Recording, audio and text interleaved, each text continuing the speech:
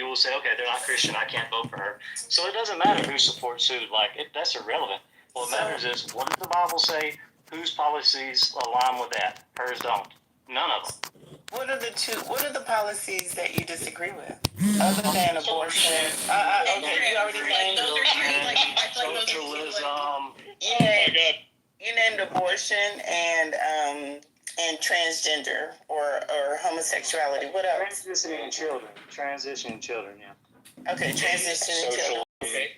Socialism, everything. And what else? Socialism. I mean, are we not I would say at a level that's enough yet? I would say I don't support free taxpayer surgeries for trans inmates that want to, be convicted of a crime. They're clearly male, then identify as a female, so they can go to a female prison. Okay, we named trans, we named trans and homosexuality. What else? What other policies? Abortion, 9 months abortion. Men and women's sports. Men and women's sports. Yeah. That's a good one. Other than the whole transgender, all of the sub-aids under transgender, what else? Economic policies. I just shared a link that is her policies that she's running on during this election. You can say whatever, like, obviously, like, oh, she said X, Y, and Z in the past. I just put an informational link in the chat. And if you're curious of, like, what she's quote-unquote running on during this election. Okay, and Bella, it's also not just what her policies are or what she's running on. It's the person she is, right? So it's like, can you actually trust her? So her policies are awful, and we obviously disagree with all of them. But even if we agreed with them, can we trust her to actually do them? So the people who actually like these policies, they should not have any faith that she will do them. I mean, abortion, I'm sure she's going to go after that one. I believe her. But all these other stuff, like, she just had 2 ads. One in Pennsylvania, where they have like 300,000 Jewish voters, and one in Michigan, where they have a huge Muslim population who supports Palestine. And there were 2 completely separate ads that shows the flip-flop and just how slimy she is. So one said, I will be your Jewish voice, and I will support you, and I will put down any inference of anti-Semitism, blah, blah, blah. I support you people, talking to the Jewish people in Pennsylvania. The same time in Michigan, an ad played saying, your voice, the cries of the Palestinians, I hear you, I will speak out, we will not let your suffering endure, like, we will fight against your oppressors, meaning the Jewish people. So she's talking out of both sides of her mouth at the same time in the same ad slot, just in different states. Is it possible to support, like, be on somebody's side, but also not want the other side to be genocided? I mean, is it? No? So it's like all or none. It's like all or none. It shows you're ignorant, because the 2 sides, and, I'm sure okay, so depending how technical you are about this, right, and I'm sure not all Jewish people agree with what I'm about to say for them, and not all Palestinians will agree with what I'm about to say for them, but the technicalities of it is you have some of the biggest voices for the Jewish side, being Netanyahu and the people who will talk about Amalek, right? This goes back thousands of years ago to the Bible, where they were commanded to destroy everyone who would effectively make up Palestine and a whole lot of other areas around. Yeah, but we know that Netanyahu is not a fundamental. He may be a fundamentalist, but he's not a true believer. Come on. Well, yeah, but none of that matters. Like, the call is there. He's invoking Amalek, which means complete culling, complete genocide. And then on the Palestine side, you have people in our Congress talking about from the river to the sea. So that means genocide all Jewish people, completely eliminate them. So when you have the most prominent voices on each side, Jewish and Palestinian, invoking genocide for the other side, it doesn't matter how many well-meaning idiots you have in between saying, that's not really what they mean, that's not really what they mean. It's really what they mean. So if you have a lack of understanding, like Kamala, I have no idea if she doesn't understand or doesn't care, but wherever you are, no, you can't really be friends with both sides. The best you can do is what Trump was doing with the Abraham Accords, which is negotiate like a lasting ceasefire and be like, look, you hate them, you guys hate each other, you want to kill each other, but don't for this reason. And you just have basically 2 people that hate each other for all time, but they're at a standing ceasefire. Okay, so what are the other policies other than Israel? You named Israel. She's a neocon. Dick Cheney is a neocon. Dick Cheney is a neocon. Dick Cheney endorsed her. Is that enough of a policy statement for you? Why would a neoconservative endorse Kamala, a Democrat? Because she's a neocon. And also, that's another one, Bella. Ukraine, right? Where she's like, we must have Ukraine win at all costs, meaning World War III. Like they've already invoked, like Biden has. She's not smart enough to yet. I don't know, but they've already invoked like tactical nukes. There is no such thing as a tactical nuke. A nuke is a nuke. You can only try to do it in a way to minimize the fallout and the damage. But there is no tactical nuclear I think weapon. that's the tactical thing behind it. The fallout and the damage. Hold on. So when she says she's all in for Ukraine, and then you look at what's going on, and then they ask Trump, they're like, whose side are you on? Who do you want to win? Who do you want to win? He's like, look, I just want all the killing to stop. It's like, how is that not the right answer? It's like, look, you can't go in with winners and losers because that's escalating war for the side that you I think pick. Trump wants It's like to versus- cede Ukraine you start- to Russia. That's what I think he wants to do. But You start with everyone stop the killing. Now let's talk, just like the Abraham Accords in the Middle East. What can Russia and Ukraine live with where they're not going to be lobbing bombs every other day? Like, stop the killing. Don't preemptively declare who you want to win and then fight for their side. Because everyone involved has nukes. okay, all right. Okay. Well, Bella, I just want to say vote Trump, and go to the gym, fatties. Everybody needs to vote Trump and save America and go to the gym. Save your body, too. Go to the gym, fatties. Vote Trump. That's not very Christian-like, bro. Right. Love is a weirdo, so. Yeah, I've got that up on in the troll. How is going to the gym not Christian, bro? Go to the gym and vote Trump, fatty. Bro, calling women fatties is not. I don't think he was talking to me.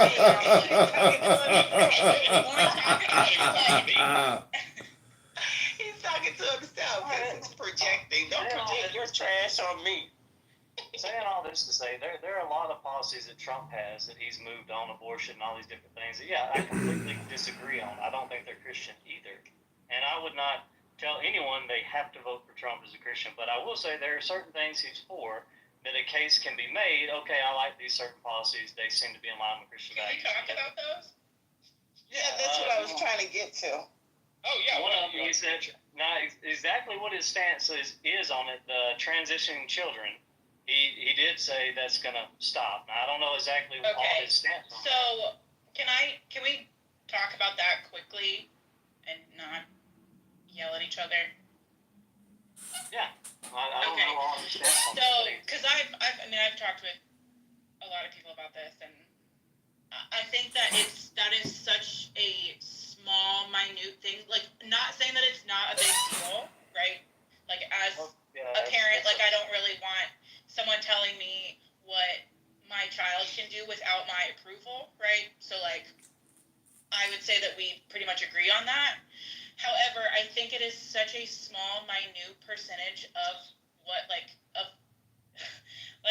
the number of people that would apply to is so minimal. Is it? It's a cultural issue. Are you kidding me? It's on TikTok, it's on Instagram, it's on YouTube, it's everywhere. How does it not apply to everyone? I'm not saying that it's not an important issue, right? Like, I'm not. Whoa, people, just raise your hands. Like, I'm sick, I've got COVID, like, I should have been doing this before. I'm just gonna mute everyone, but it's annoying, so please don't make me. Just raise your hands, and I will call on each person, but don't talk over everyone. Thank you, Chris and James. And Princess, real fast, since you got interrupted by, like, everyone, can you finish your point, and then Chris and James will respond, and then whoever else, raise your hands. My point is I'm saying that it's not that it's not an important issue, not that it's not happening, right? Not that that's not a discussion happening in real people's lives, aware of that. However, I think that it has become this huge kind of scapegoat from the Republican side that, all of these children, which I just feel like it's been inflated to rile people up because it is a very emotional topic. They call those wedge issues, Hang on. Princess, and you're exactly right. Chris was next. Chris. Yeah, I'm going to agree with Bella and Princess on this. So there are two things that are true at the same time. The first thing that is true is, yes, it is being used as a wedge issue to rile people up and get them out to vote. There is no denying that. Okay. The second thing that is true is that there is a vast difference between how a Harris administration would deal with the transgender issue versus how a Trump administration would deal with it. The Harris administration would listen to transgender activists and would continue to instantiate in law the wants of that community. We see this in California, and now there is actually in law, and you can look this up in California, that if you refuse a child's request to transition, that child can then be taken as an abused child away from you by their CPS, whatever it's called in California. That type of trend with a vote for Harris would continue throughout the institutional structures of the nation to instantiate transgenderism as policy rather than a rare event like Monica was saying. And so I think that the objection with transgenderism, and especially with the transitioning of children, is not necessarily on the individual level, it's going to be on the policy level. And I think that that is going to be the main issue that people are going to have. And I think that that is where one candidate is wildly destructive, instantiating things that all European countries, by the way, have now rejected, and trying to put those things into actual law that has teeth. And I know James was going to be next, and I haven't seen anyone else raise your hands, so hang on, James. But yeah, I mean, keep your hands going up, and I'll call you. And I guess the other guys left because hitting the hand emojis too hard. That's fine. But Princess, I'd also weigh in quick and say that the individual person transitioning is like less than 1% of the population. However, that whole culture, they've wrapped it all up, so everyone's an ally of everyone else. So it's like the LGBTPS movement. If you don't want to trans, you have to declare yourself as a trans ally. So it's like it is a huge cultural thing. That's why you couldn't go to Target without seeing stuff for Pride Month everywhere about trans, Satan, they've wrapped up everything in trans. So it's not just the trans people may be very small, but the community they've bundled everything up in this unholy backpack bundle with is huge. And that's just one more thing, because now you have to get an ally with that. Yeah, I agree with you. I think that in general, it's this small, minute group of people that are wreaking havoc on the rest of our lives. Topic from all kinds of sides. I would agree with you. It's very inflated. James. What's up, James? Yeah, thanks. No, I appreciate it. I don't disagree with Princess when she says it's a small number of kids who will actually transition in their youth without parental information or consent. But the number of kids who would be exposed to the program is everyone. And as parents, I think society absolutely has an interest to go through the curriculum, be aware of the curriculum that everything their children are taught in schools, particularly with respect to sexual education. And if that sexual education includes material that might be relevant for less than 1% of the population, but can lead to negative healthcare consequences for the rest of the population, that is something that every single parent in America has an absolute right to be informed on and vote on. So while I'm generally a liberal, in most senses, I don't agree that this is some fringe issue, because every parent in America, if the trans agenda, prevails, knows that when they send their kid to a public school, that kid will be told that they might not be a boy or they might not be a girl, that these things are forms of socially constructed gender expressions, that there are more options available to them, that they get to choose, and that they don't have to tell their parents, and that there are medical options available to them. Given the number of other compounding issues we see in the population, including an absolutely escalating depression rate since the pandemic, and absolutely escalating access to materials online that are nasty and unhelpful for children to be viewing. It's not a fringe issue. This is an issue that affects every single parent sending their kid to public school, even if less than 1% of those children will transition. But why do you think that the information or the school will enact those policies? Are you saying that one of Kamala's positions is to have every school trained on what transgenderism is? Yep, bitch. No, I don't think you heard me clearly. If that's what you heard me say. Well, no, I didn't. I heard what you said, but I'm trying to understand where you get it from that she supports the policy of allowing it in schools and allowing children to be taught about transgenderism. You heard me mention Kamala Harris once. Okay. So where will it happen? When will it happen? Are you saying that the transgender lobby will make it happen? Who's going to enact that? I don't think I said anything in regard to that. How's it going to happen? How's it going to happen then? Well, I don't have an opinion on it. So, well, first of all, I mean, there's already stuff in California for this. But then, as far as Kamala, like, this is supposed to be one quick conversation. So, I don't know.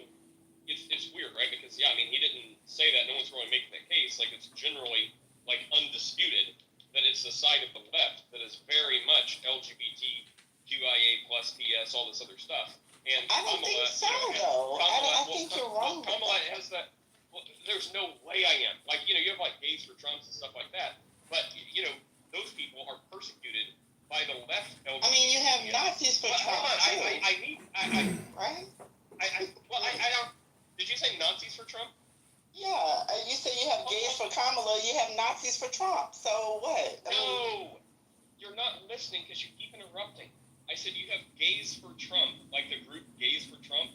So you have LGBTQ people on the right, but comparatively to the left, the left gay people are persecuting the right gay people because you have the gays against groomers, right? So the Republicans and the conservatives have LGBTQ people too, but they are more of the mantra who's like, hey, we're adults.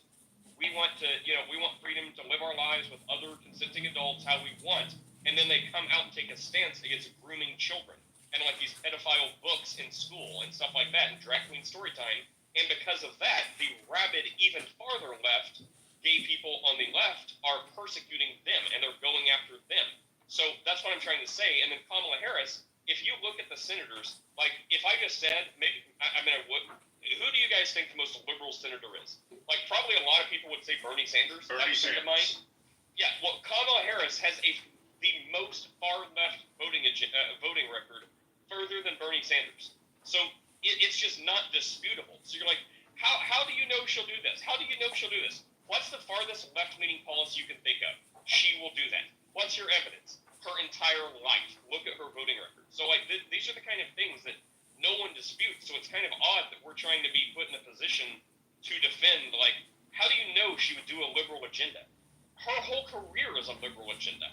That's kind of where I'm going. But this is supposed to be a small topic. Is there something more important than trans in schools or whatever? Can I try to explain to Bella, coming from a liberal standpoint? Yeah, and then I've got about 10 minutes, and we'll get some final thoughts from everyone. So, from what I'm understanding, from what James said and what some of you others have said, is it's basically kind of, I think, the opposite of, like, from a liberal standpoint of the reason why I'm afraid of a Trump presidency is because of all of the right-wing conservatives and what they would do moving forward and how Trump would not regulate them. And I think it's basically the opposite, that if Kamala was elected, then other very liberal people in the Senate would be able to do XYZ, governors would be able to do whatever XYZ, and Kamala would not regulate them. I think, is that kind of what you're saying, James? No, I don't think that's anything even close to what I said remotely. Well, you were saying that there are states that are allowing this to happen, right? So you're like Respectfully, saying I that. didn't mention states once. Okay, maybe it was somebody else that mentioned California. Maybe it was Nate that mentioned California. Melissa, that was Yeah. me. Oh, okay.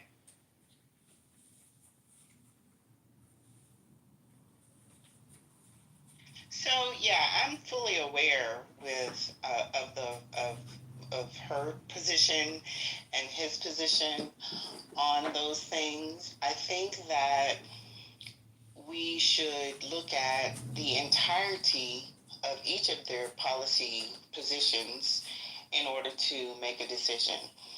And while I understand that abortion and gay marriage and homosexuality and transgenderism and all those kinds of LGBTQIA issues are something that, people can't get with. I understand that.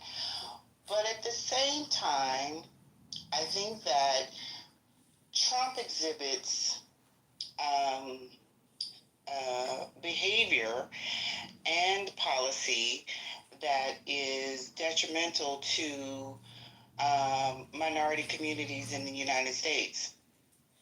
I think that when it You comes asked us for policy, I don't mean to interrupt, but you asked us for policies specifically. What specific policies do you think would be detrimental to minority communities? the Muslim ban that he put in when he was in office last time. So that was the Muslim ban. So that's just fake news. What else you got? What was it then? So that was the eliminating of immigration from certain countries, which we do all the time, which is a function of the federal government. It was not a Muslim ban. So, again, So just what for else- Muslim so what countries. else? Well, they weren't all Muslim countries.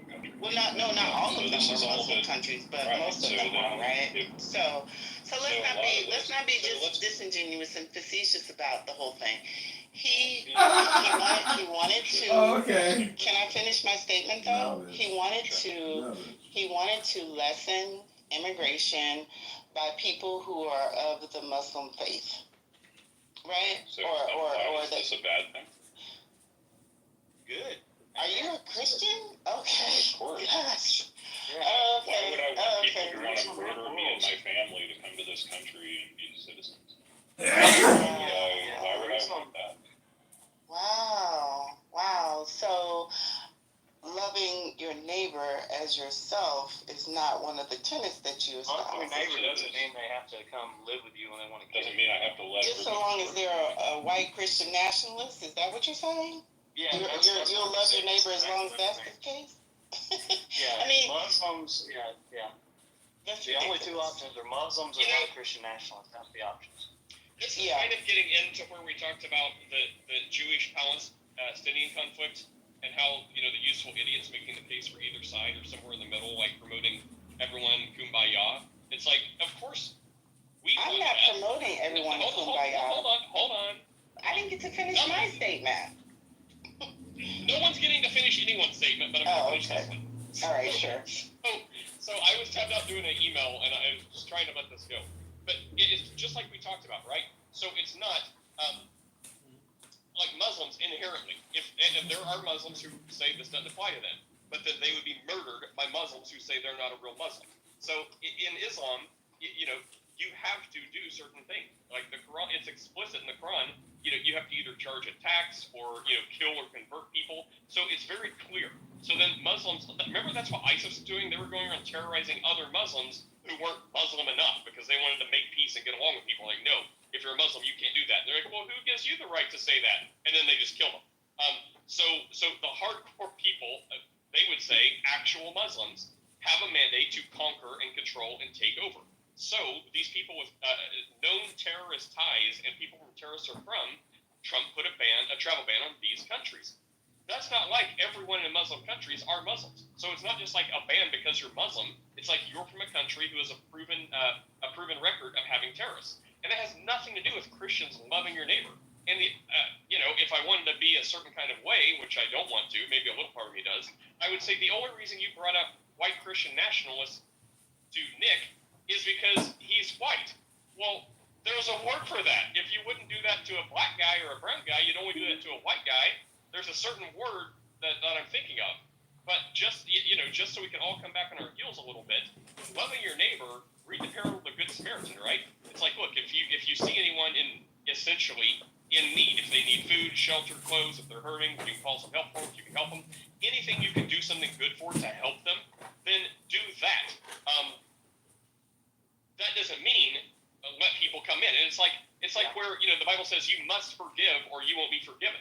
And it's like the analogy is a husband and a wife, and the husband's abusive and just beats the crap out of his wife. Well, yes, she should forgive him, but that in no way means she should go anywhere near him and let him continue to beat her and abuse her. That means no, for the sake of your spiritual health with you and Jesus, forgive that guy, but stay the heck away from him. Get to a safe place. So And yes, welcoming the stranger into your land is not one. That's something They that we should converted. do. Those people converted. Yeah, So, Bella, can we send 5 migrants to your house today? How about you Yeah. want to welcome them? Do 5 migrants in your house today. How about that? well, one important thing first. The welcoming the foreigners to your land was not Christianity. That was Mosaic law. And even those people, like Nick said, they converted, and if they wanted to be a sojourner and not convert, they still had several laws that they had to adhere to. So, sure, that sounds like our immigration process, right? You like our country, you love our country, you follow our laws, but if you're going to break our laws to get here, that's not like whatever you're saying is that ancient Judaism. And just like we talked about the Remain in Mexico policy, you're truly from a war-torn country, you're in fear for your life, fine, come here, apply for asylum. However, while you apply for asylum, you wait in Mexico just right outside our border. You're going to be taken care of, you're going to have shelter, you're going to have food, you're going to be safe. It's exactly what you said, but you're abiding by our laws, and you can't come into our borders until you've been vetted and verified that you're not lying, you're not a threat, you're not a dangerous person. But yes, we are loving our neighbor by giving them food and shelter and sustenance. So the things you're saying you want done is exactly the things that are being done. But what's not being done is bending over backwards, letting people break our laws, come in, and take over. Chris and Nick, I interrupt, and all of you, I interrupted everyone. Sorry, go ahead. I'm just saying, there are these virtue signal type things, oh, you don't believe in helping a stranger. It's no, I absolutely believe in helping the stranger, and I'm not going to talk about the things that me and my family do or what we give to, but I would almost guarantee that my family does far more for helping strangers and the downtrodden than your family does. Let's just say Well, that. these people, what they mean by loving your neighbor is let the government do it. Let the government do this, do that. They don't do anything personally. They just want government programs to do all this for them. And just letting people in the country, that's not what it means to love your neighbor. There should be a vetting process. Israel didn't just let anybody in their nation. This is not a Christian value, just to have open borders. That's not what Jesus meant when he said love your neighbor. I don't advocate for Christian borders. Open borders. Excuse me. I don't advocate for open borders. I advocate for treating the people who have come here like they are people versus aliens. And Have come here legally? but this is the thing, though, that you guys don't acknowledge, that we've had years and years and years of Republican leadership that has abdicated their responsibility to close the border too, right? So, You're not wrong about that. what I'm saying, she's not wrong. no, Nate, let me finish. No. Can I finish? But your point is you Yeah, don't yeah, yeah. acknowledge that. Yes, we do acknowledge it. Finish your point. I'm the next one in. And when it's actually fewer people during the Biden administration that have come across than in the Trump administration, because they started coming. If you remember correctly, they started coming. Well, there's always been a back and forth. Let's just put that down as a given. There's always been a back and forth. There have always been open borders. People have always crossed over during whatever administration it was, Republican or Democrat, doesn't matter. People have always done this, and it's because of the instability that America has created in Honduras and Nicaragua and Guatemala that has forced those people to flee from their countries. And so I don't understand. Okay, I don't understand. I don't understand and so because they have fled from their countries, they are coming here to try to get the so-called American dream. And so I get what you're saying. I'm not for open borders. I am for smart immigration tactics, but it's not a blue side or a red side that is responsible for the migrant situation here. It's just not. It's an America problem. No, you're done. Sorry, you're done. You've gone on way too long. And I have to go, so I'm going to get some final thoughts from everyone. And Michael, you're always just too late. Okay, look, I'm just going to address the one point. It is not both sides. This is, again, like you could say, well, it's both sides because both sides didn't do all they could. But when you look apples to apples, Republicans have been night and day. And if you don't even want to talk about until Trump, fine, don't talk about until Trump. But Trump was like all in for the border.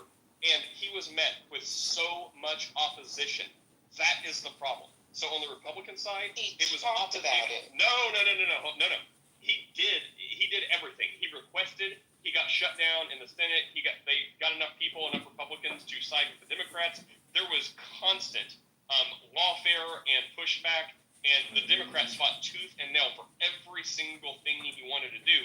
Finally, he was able to reallocate funding and do like 500 miles of it himself just by reallocating funds that the executive branch can do. So no, you can't hold Republicans, especially Trump, for not getting as much done on the border, which, by the way, he still got more done on the border than anyone else and had the least amount of immigration coming through under him. But that was not because that was in spite of the Democrats pushing back every single step of the way, shutting him down. He keeps talking about like the environmental studies, right? Like the environmental studies of like the Guadalajara centipede or whatever. How it's like they keep throwing wrenches in to prevent him from doing this. And then when you see like Biden, he's like, if I'm elected president, it's like the only coherent thing he ever said. He's like, if I'm elected president on day one, just search the border, everyone, come on in. And he's like, I didn't say that. What do you mean? So if you want to say the Republicans didn't do as much as they could, fine. But not Trump. He was stifled by the Democrats and nowhere near the level where Trump actually fought for it and still got a lot done and had the lowest crossings in years and years and years versus Biden, who didn't only not do everything, not do a little bit to stop it, he said, everyone flood the borders on day one of my presidency. There is no comparison. That's not true. Someone find the clip. It's 100% true. Are you telling me, Bella, you never saw this? It was the day of his inauguration. No, I never saw that. Okay, I'm happy to give you the clip. You wouldn't have saw it on CNN or MSNBC because they don't want to broadcast that. But you saw him. He was being interviewed. I'm so happy to get this for you. And mark my words, you're going to hear when the clip I will post is like, when I'm elected, inaugurated, flood the border. You come on in. Everyone flood the border on day one.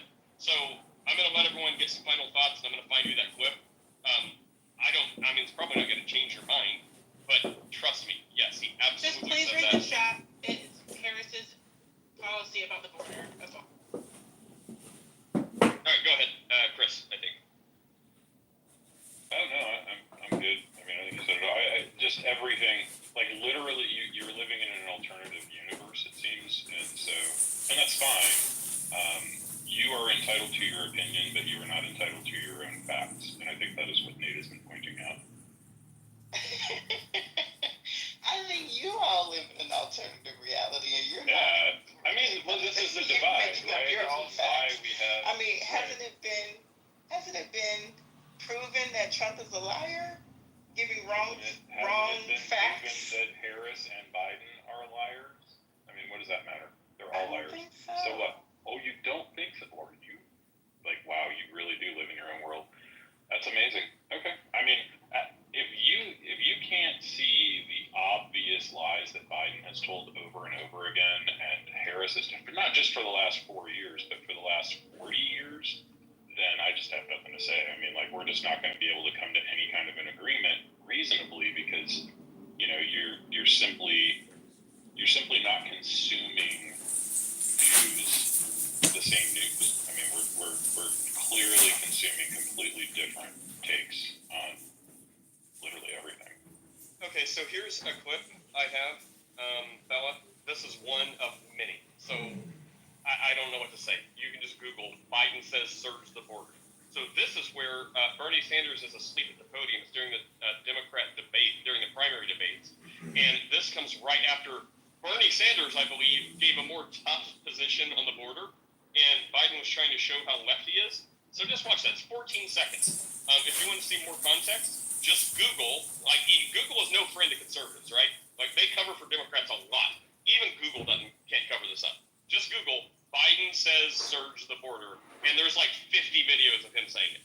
So I put one in the chat. It's like, immediately surge the border. We're a country that loves immigrants. Come on over. So there's better ones that he really hammers at home. He's like, when I'm inaugurated day one. I don't know why I have that voice. I'm trying to do his voice. Maybe it's because I'm sick. Anyways, Nick, do you have a final thought, quick?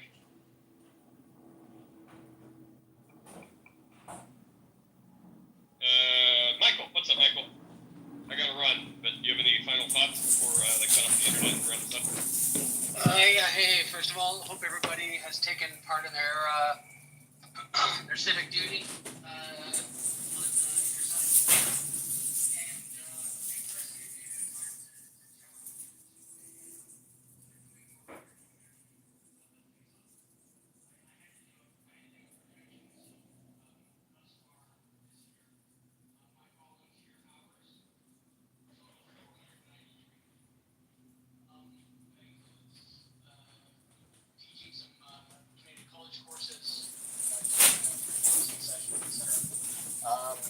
Yeah, I'll put that up against what your family does any day.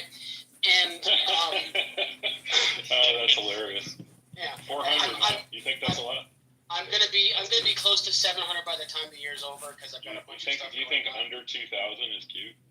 And I also kind of do it for a living. So do you want to include working? So anyway. Well, we don't have time for this peacocking, but I wouldn't engage in it anyway. But like, yeah. No, I know you wouldn't engage in it. It's fine. And Michael's going to be getting a lot more hours in when he hosts us nice Christians in his house whenever we have to flee from persecution in our country. Yeah, you just have to leave. Yeah, you just have to leave. Yeah, you just have to leave your guns behind. And I'll just smuggle them like everyone else does. Yeah, but no, seriously, I do hope that everybody votes. I don't care how you vote, but I've said this before. I say this a lot in Canada as well. If you don't vote, you don't get to complain. Like, just if you don't vote, shut up. That's fair. And yeah, it's going to be really interesting, and I can't wait for the first female president of the United States. Yep. Well, sadly, you're probably not wrong. Love, you have some pointed and decisive remarks to make. Would you like to send this off with a bang with no foul language? Yeah, sure. So health, wealth, love, peace of mind, happiness, and strength, everybody. You know, in terms of linguistics, people on this app that ask questions are the gaslighters. They are the ones that project. They're the ones that constantly reframe and say that you're projecting. But really, if you have been following Trump and you've been following the news for many years now, you will see that the lawfare, you'll see that the misinformation, the propaganda, the lies that the deep state is putting out, you have to go out today and vote Trump.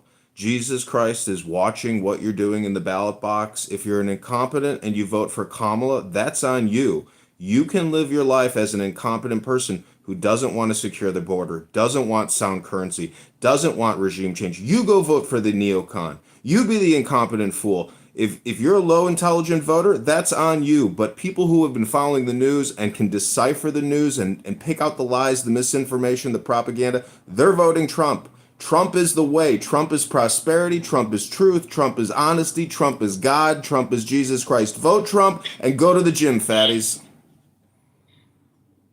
Well, I may have to dissect that a little bit. We have administrations, not regimes in the United States. There you go. The Harris regime is clearly a regime. that's okay. All right. Well, everyone, take care. Trump is Good Jesus luck voting. Christ. No, that's fine. I chose to hear that as Correct. he is on. I will cheer. Well, that's why I was saying I dissect that more than you jumped in. I would say I'm going to choose to hear that as Trump is on the side aligned with God and Jesus Christ. That's how I will choose to hear it. And if he says or means differently, well, then I just disagree. But I think one side's clearly more aligned with Jesus than the other side. But take care, everyone. Happy voting, and we'll see you if the internet still works tomorrow. Bye.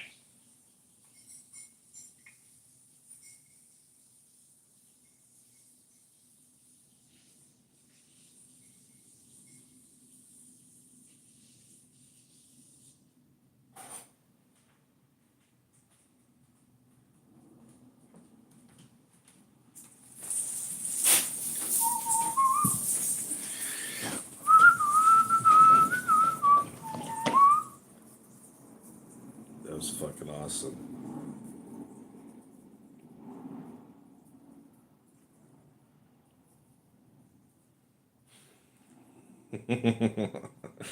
Love is the way. The way is love.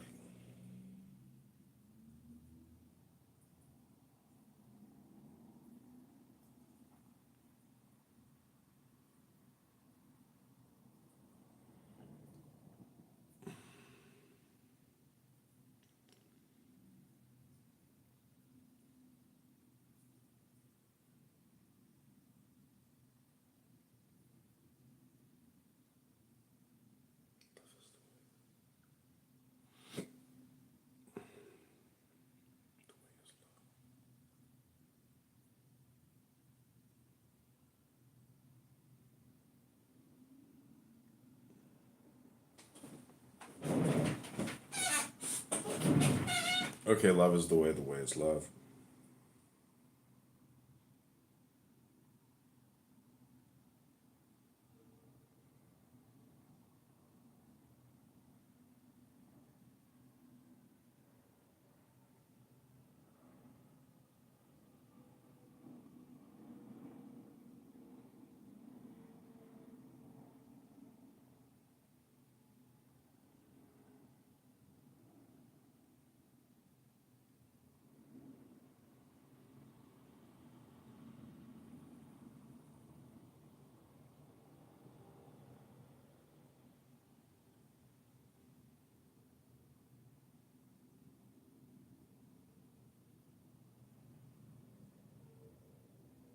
Okay, love is the way is love.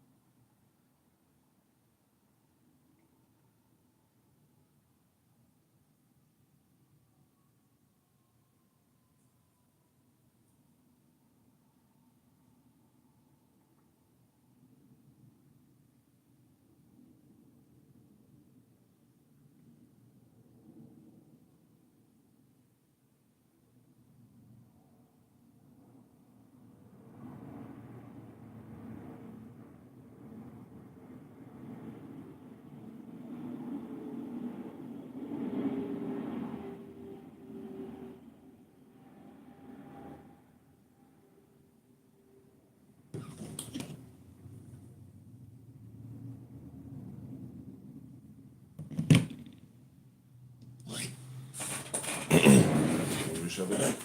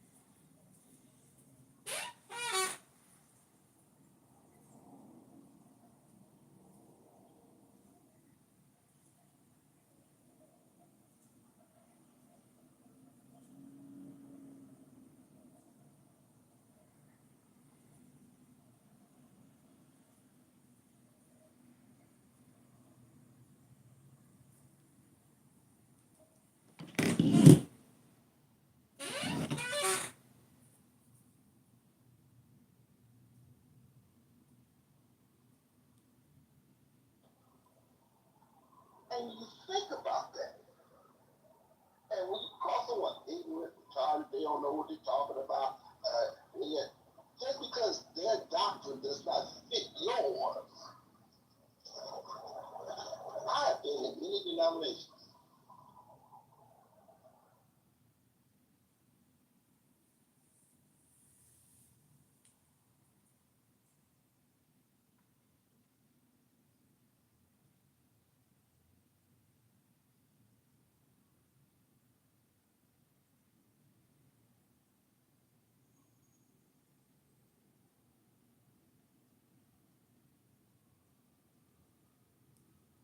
People like fucking, and I'm just like, ew. Oh, I know someone who owns one. It's great.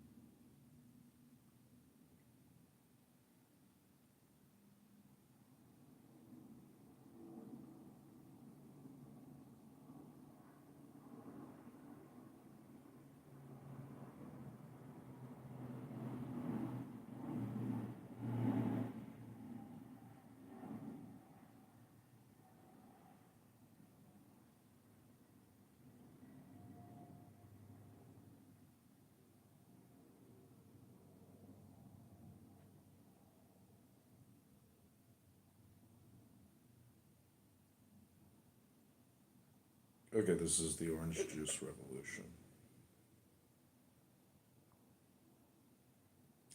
I always got the feeling that this country does not get the president that it really wants, but that there's like an ability by the powers that be to influence the electoral college in a way that gets them the president that is best for their business interests. And Kamala is clearly the best for many, many business interests.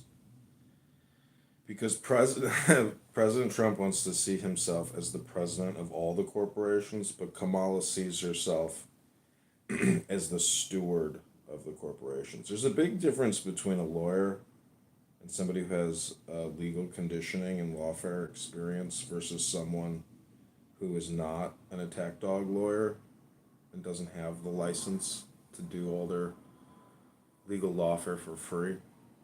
So welcome to Orange Juice Revolution with love. We will see if anyone decides to come and entertain me. If not, then that's what shall be.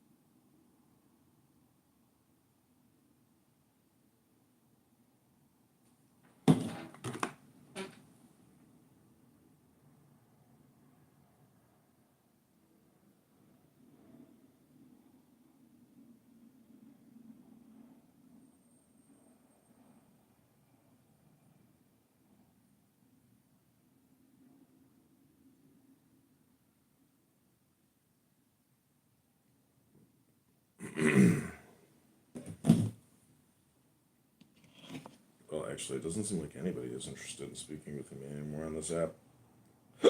Which is a great thing. That means we did good work.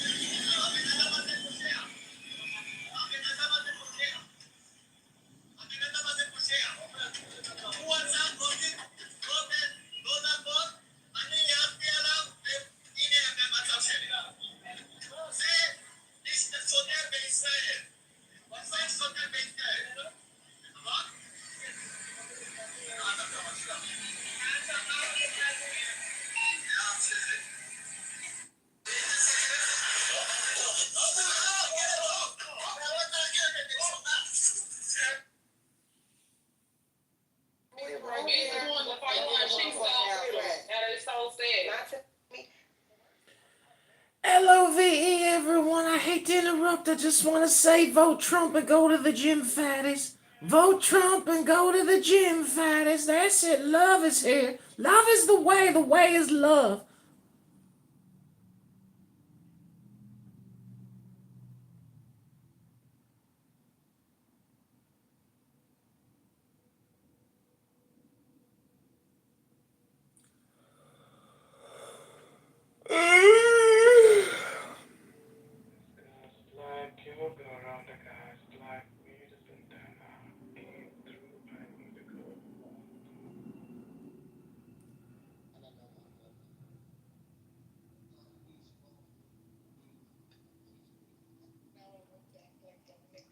Don't you wanted to go and take a shower, right? I'm trying to be spoiled, just like this guy. Okay, guys, I'm gonna take a shower. That'd be like a. It's okay.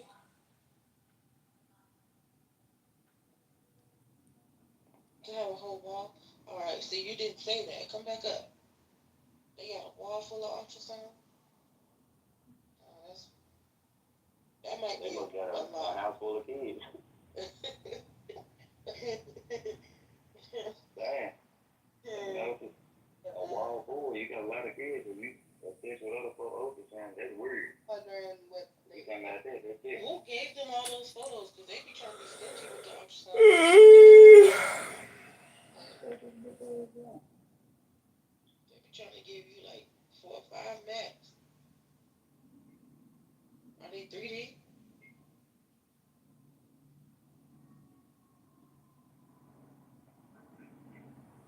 See, I guess it depends on where you at, because my doctors will say shit like ultrasound is a risk and you don't really need to keep getting an ultrasound.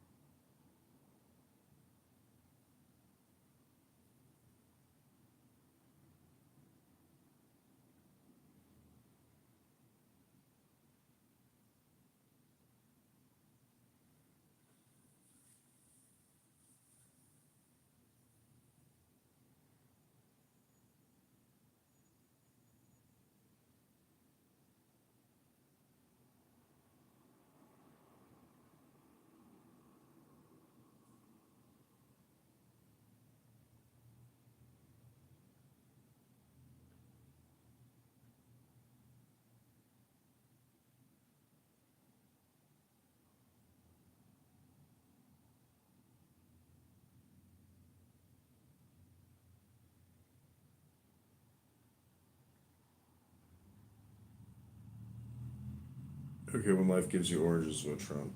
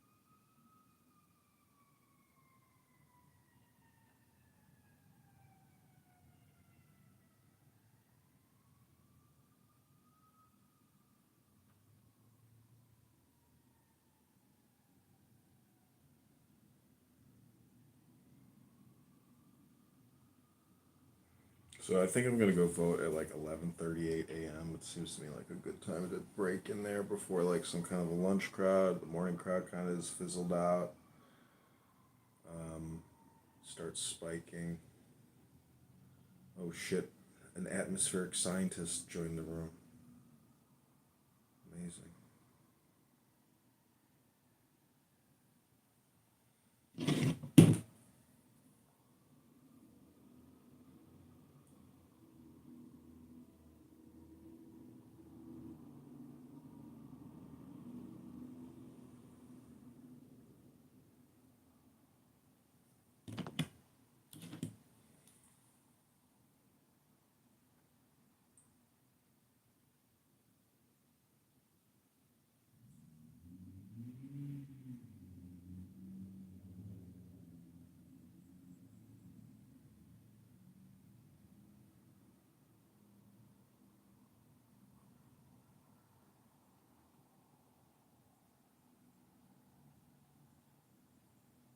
Rico in the house.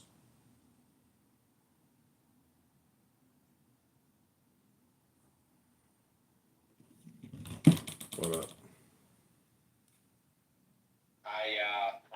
Palantir's up 20% today. It's up 20% today? Yeah. Jesus, what a beast. I think that says Trump's going to win. And so is Bitcoin's up too. But it's not up nearly as much. So I got a Palantir bag just now. Was there any news for the 20% pop? Huh? What was the news event that triggered the 20% rise? There's no news. It's just like, if you know, you know. And I believe that Trump is controlled, like, basically, like, the PayPal mafia is behind Trump. Like, Elon Musk, Peter Thiel. And I think, who's the guy from Cantor Fitzgerald?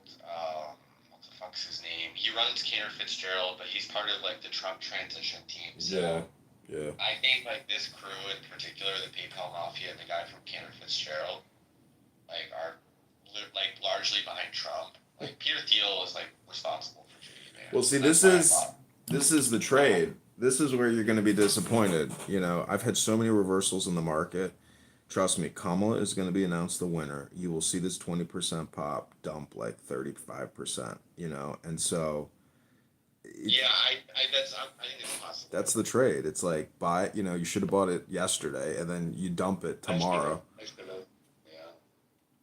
I mean, unless you're looking to buy and hold long term because you think it's going to be a $200 billion, $300 billion company. This is the thesis I'm going with, and it probably sounds dumb, but I recently discovered a Bitcoin influencer named Whitney Webb. She lives in Chile, but she does a lot of really good work on like connecting dots of like just, you know, like intelligence agencies and like political movements around the world, and like. She's of the belief that Trump will become president because, you know, it's like you have PayPal mafia behind him and the guy from Cantor Fitzgerald. PayPal mafia ain't enough to stop the 10 other mafias. They do not want Trump, and like, there's a tremendous effort to, you know, stop him. Howard Lutnick, that's the guy from Cantor Fitzgerald. Cantor Fitzgerald custody is like U.S. Treasury. You know what I mean? Well, look at Jamie Dimon. Jamie Dimon wants Trump. Oh fuck! They removed my content. Yeah, I think there's way too many powerful entities that are pro-Trump this time around, and that's why I just got a volunteer bag, because that's Peter Thiel's company. See, Jamie Dimon does not want Kamala because, I mean, I don't know. Maybe it's so hard to say, but like, Jamie Dimon is like a traditionalist. He wants U.S. dollars. He did not back Bitcoin in the beginning, and then he relented, and then they're working on a software coin. It doesn't matter. Like, the point is, it's anti-American to be anti-dollar, in terms of transactions. If I have to go to the barber or the chicken restaurant and pay it digitally, and I can't use dollars anymore, um, that's fucked up because that in itself is a big business for banks. Treasury storage, treasury transactions. I mean, it's all dollars. The whole business runs off of dollars. So if they're gonna make these retail banks into uh, basically customer service centers as opposed to transaction centers with paper, I think that's where they're going. So there's people that want that and people that don't want that. People that want that because then they can control your freedom of speech by limiting. Correct. Yeah. So So listen, I know you're recording. Um, so yeah, the echo's real. I'll go on mute. My bad. Yeah. So what was I gonna say?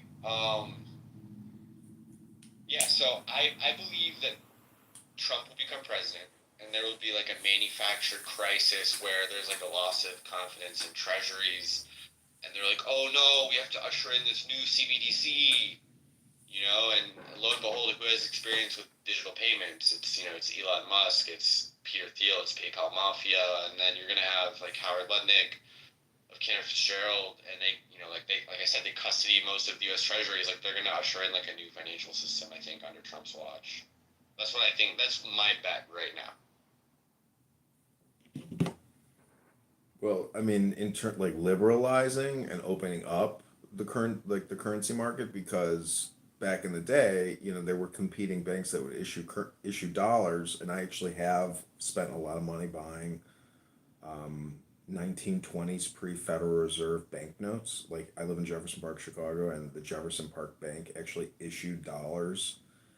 So you can see how the monopoly of the Federal Reserve assumed complete and total production of all dollars and distribution of dollars. So if he's a good president, he'll open up crypto and just continue opening it, as a technological and transactional, or even wealth storage technology. So it could be a great thing, and he is pro, like he has his own crypto. He's pro crypto, meaning that he hates the Federal Reserve and the competitiveness of BlackRock, Blackstone, Bank of America, 100 other major banks who really don't contribute anything to society other than like a tracking system, a taxation system. The whole thing is working together perfectly, and Kamala, it's all about a control and censorship and stamping out dissent, and basically stopping people from exposing what they're doing nationally and internationally, and doing that by restricting, and destroying their financial purchasing power. So it's I also agree. about tracking, yeah, and tracking them and finding them, yeah. The aforementioned manufactured crisis about loss of confidence in treasuries. Oh no, we need to do CBDC. I think that'll likely happen in like 2028, similar to kind of like a 2008. And that's kind of like the timeline I have in my head. But that seems kind of like a viable scenario. And then it's right in time for 2030. It maybe sounds retarded, but I do believe that the next crisis that you're going to hear about is like a manufactured, kind of treasury crisis, and they're going to dump the dollar. Right? It's like BRICS is probably gaining momentum and steam too. But BRICS isn't gaining momentum. India dipped out. They're no longer participating in BRICS. Is that true? Yeah, Google it. BRICS is no longer going with, no, not Either BRICS. way, I think a CBDC is inevitable in the Western world, and at some point they're going to have like this treasury crisis that says like, oh no, like we need to reinvent the system. Oh, here's a CBDC created by XRP, like, know? See that the thing about the CBDC is it's like, oh, they're gonna create a CBDC. It's like we already have a fucking CBDC. It's called the Federal Reserve. They're in every fucking country on the planet. The U.S. Treasury window is in Germany. It's in France. It's in Britain. It's in South Africa. It's in Australia. It's in New Zealand. You can, if you are a foreign government and you need dollars or you have bonds or dollars that you want to sell back to the Federal Reserve, they have to buy them back. So, we're in this incredible like currency market. Like, do you even know the value of the currency market? Like the euro dollar market or what? No, if you total up all the dollars issued throughout the whole planet, for every country, it's like, You have to include the euro dollar system. yeah, 100%. You got to include all of it. So just imagine, like, if there is a major change and there is like a one world government and one currency, like, what is the capital of that one currency? Like, is it Washington D.C.? I mean, probably, right? I mean, but that's my point. Is that we already have it. It's called the Federal Reserve. It is the new world order. That's what a lot of people in America don't realize. We are the new world, and we will always be the new world because people want to come here because and this is what Kamala represents. She represents the old world, not the new world. Trump is the new, and Kamala is the old. She is the neocon candidate. She is Barack Hussein Obama with a pussy and a wig. That's exactly what she is. She is Obama, 100%. Yeah, I understand. So my point is that when I see Palantir pump 20% on election day, it tells me that Whitney Webb is correct. Like everything that comes out of her mouth is correct. Yeah, but it's a pump and a dump. I'm telling you, it doesn't take a lot to move a stock 20% when majority of the stock is sitting in pension funds and there's no liquidity. So somebody can come in, and if there's not enough, sellers, it's just going to keep popping, and that's what's happened. Tomorrow, when Kamala is announced the winner, and everybody is like, "Fuck," you'll see the fucking market just go. You'll see Palantir, this 20% pop tomorrow. It'll be down 35%, and Peter Thiel will say, "We are." Actually, I would bet you that they're going to use Palantir to investigate election fraud. Like Palantir is the all software for everything. It can get into, it has so much data in their back end that, that's what it is. It's like a private Google spying company. And like the agency I used to work at for the federal government is fully instituted using it. All their lawfare, all their legal activities rely off of Palantir back end data. Because like they hack into international databases and store that information for legal research purposes, for prosecution, for criminal investigations, financial crimes, etc. So it's a spy company. It like competes with Israeli spy companies, like whatever that Pegasus one was. It's the all company. It's like the evil Google basically. And Google's very evil, so maybe it's even more evil, but I don't like taking advice from faggots. I don't buy stocks from faggots, elite faggots. Like, I don't do that. Like, what's that? When Milo Yiannopoulos was like, a hot conservative commentator, I was like, I don't understand. Like, this guy's a faggot. I was like, why is anybody taking advice from a guy who sucks dick and puts dick in his ass and puts his dick in ass and reads books and thinks he's an intellectual? He's a faggot. Who takes advice from effeminate men? Like, they have no good advice. They're just hypnotists.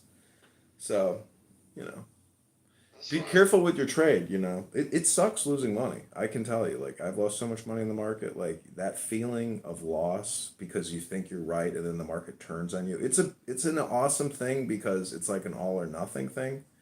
It's like you versus the market. And when you're right, your bias is, confirmed and you're happy. But when you're wrong, you're like, fuck, why didn't I see it? Why didn't I see it? Fuck, they tricked me again. It was a trick. The house always wins. You're going to be disappointed. And so you have to learn, it's a game, man. It's an ongoing trading game, man. I'm so glad I'm not trading. I'm so it's so sickening and exhausting. It's like Clown House. It's a drug. I'm telling you, dude. It's a drug addiction game because you get so high on the wins, you get so high on the news. It's like, and I'm always an eternal pessimist in terms of the stock market because most of it's all hype. And then when the hype, and then when you're wrong and you're like, fuck, like why are people buying this? This is so stupid, and I just lost all this money because I was short and I bought put options. The market has an ability like the universe to fuck you so hard and troll you so hard where you're just like, I have to drop out. There's no way to win in this. Like, it's the eternal contrarian. Like, you can't win. It's the best way to invest in the stock market is to think of it like a bank and just diversify the fuck out of your assets and buy as many stocks as you can. And that's honestly the best way to win, is to get the average of the market. You know, because on average, it's going to keep going up. Yeah, that's what the Bitcoin trade is. It's a macro trade. It's basically buying a high beta version of the market. I mean, it's easy. That's an all or nothing statement, though. So you have to still look at it in terms of a business. Like, the most fundamental financial analysis is like buying, you know, a dry cleaner. You go in there and you say, what's your monthly net? What's your annual? What's your past 3 years? Okay, this is the ratio that we're buying dry cleaners at. We're buying them at a 3-to-1 price to earnings ratio type of a thing. Like, Bitcoin doesn't have those fundamental underlying. Markets don't share much. It's all noise. It's all for CNBC to keep you watching. Not necessarily, because if you look at real estate investment trusts that pay dividends, you know, and they say they pay a 25% dividend, they're actually not paying that out of their net income. They're paying that out of retained earnings or borrowing to pay that motherfucking dividend. It's not a profit dividend. And eventually that stock just keeps degrading over time. So there are, you know, obviously you're smart and you know that, like, you can calculate all these things out to actually try to determine what a good investment is based on future earnings growth. And so there's so much information to contend with. Time value of money. Like, that's not the problem. That's like literally like one of the things that led me to Bitcoin. I know, but then why do you think Bitcoin is a macro of the overall market? Because it is. Like, But it's not a business. It's not a business. I agree, but it's a money, and it's treated like a risk asset by Wall Street, and it's taking over the world. So Okay, so look at it this way. Like, what did I tell you the other day? That pixels is not wealth. The material world is the only real thing in real life, in the ultimate reality. that is wrong. Yeah, so that's the problem with Bitcoin, though. It's still a So are pixel. you saying I should go buy like art? Oh yeah, 100%. Like, but be very conservative, and yeah, do not invest heavy. Go be very conservative, because what you're really doing is you're starting an interior design business. You're just, yeah, that's all it really is. Artwork is a scam too. Everything is a scam, but at least you have a lot of space on your walls that you can store an investment, you know, and it's beautiful. Like, it's more beautiful than a Bitcoin. I mean, if you could buy a Picasso. I agree. I like art a lot as an investment. Yeah, listen, when you invite people over for a cocktail party and you have an awesome orgy with a bunch of Bitcoin enthusiasts, they're gonna love your fucking artwork. That's a lot.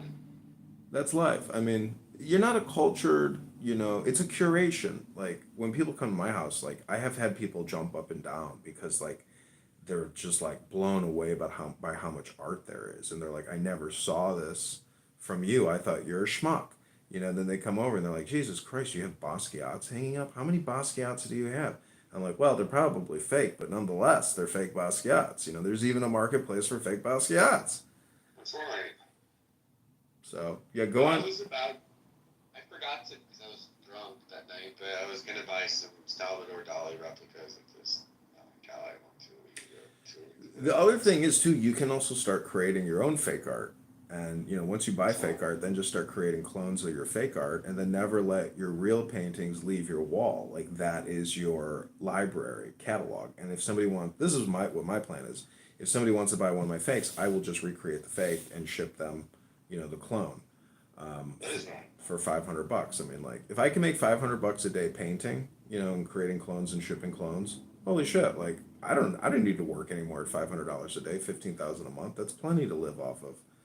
So you have to break free from the matrix. Use your money to diversify and expand. But do not be an all or nothing person. Like, you should own 300 stocks instead of one Bitcoin. Take 60 grand and spread it out amongst 300 different corporations. Get all of their proxy statements. Get all of their election shareholder ballots. Like, you get the information. Diversification is good for preserving wealth. If you're making wealth, like, you have to be high risk. You have to be high risk in terms of, like, trying to create a startup. You have to go and, like, when you're starting off in life, which I'm kind of at the end of, like, you have to, like, be be high risk, and then you diversify to preserve wealth. But I know a guy that had 300 million, and he only kept his money in Citibank, and in '08 when it went to $1.50. Somebody with 300 million absolutely should be diversifying. Yeah, but he wasn't. He wasn't, and I was like, "Why weren't you?" He's like, "Because they paid me in Citibank stock." I was like, "I never thought the bank would go bankrupt." I mean, I didn't. Who could foresee that? I was like, I don't know, a lot of people. The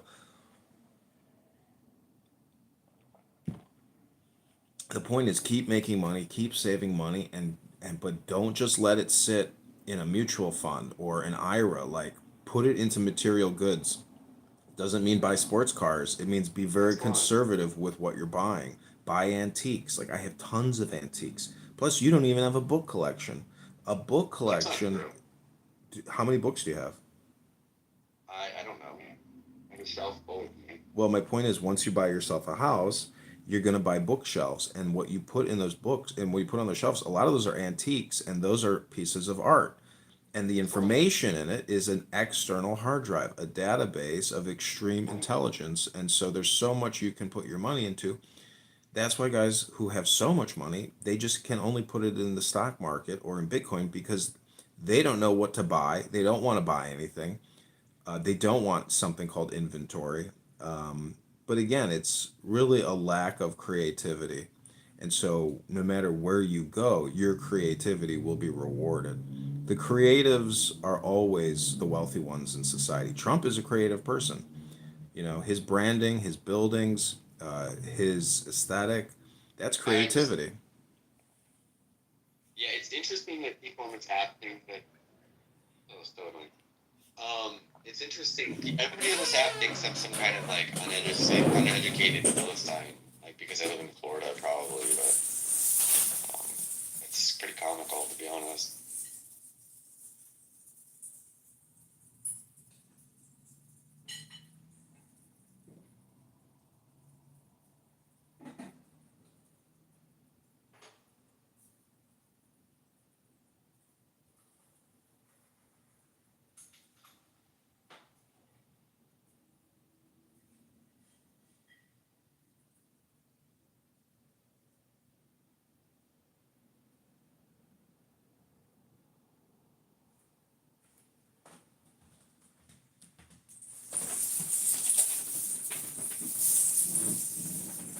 What up, Ishmael?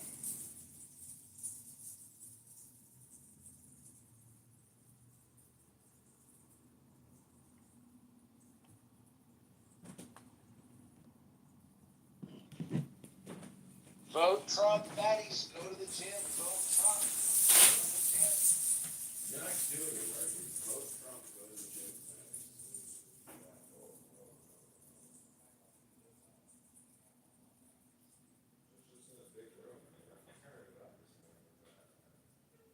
I just love hearing how angry people get when they hear that because it like triggers them on both fronts, psychologically and physically. I think honestly, if I can give you some feedback, it's nice when you do fatties as often as possible. Vote Trump, fatties. Go to the gym, fatties.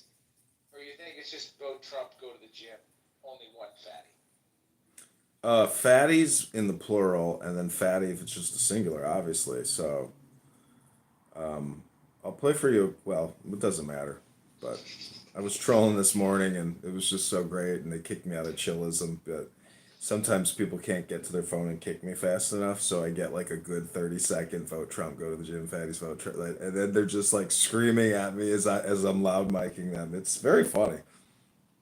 You basically have ruined this app for me, by the way.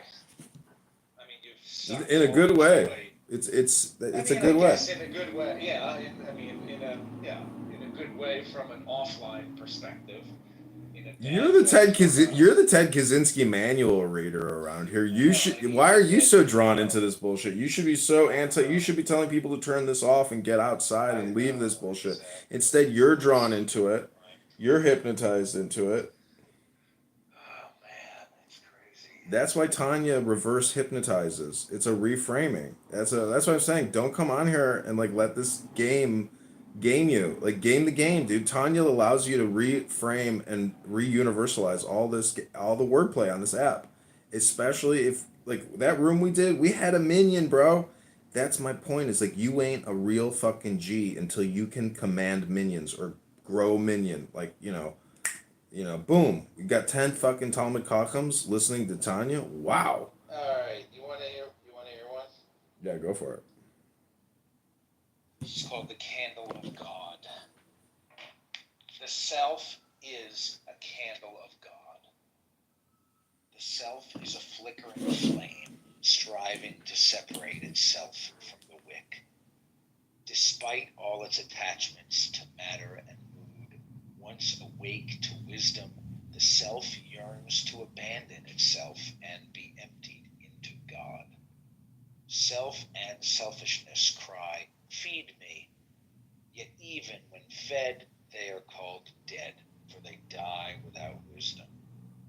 Wisdom gives life and rests even in the wicked, though hidden from them by their obsession with the self. Wisdom can be found as it is written, "Then God awakened as one out of sleep." The awakening of God is the waking to God through wisdom.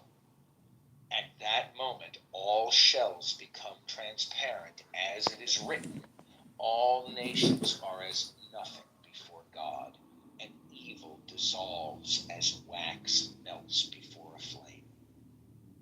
Now the commentary. God embraces all reality.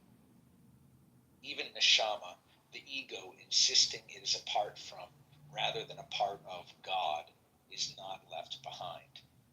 Indeed, God manifests as seemingly separate selves in order to shine the light of unity in the world of diversity.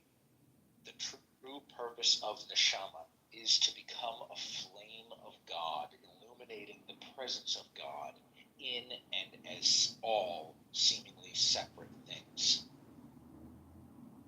In and as.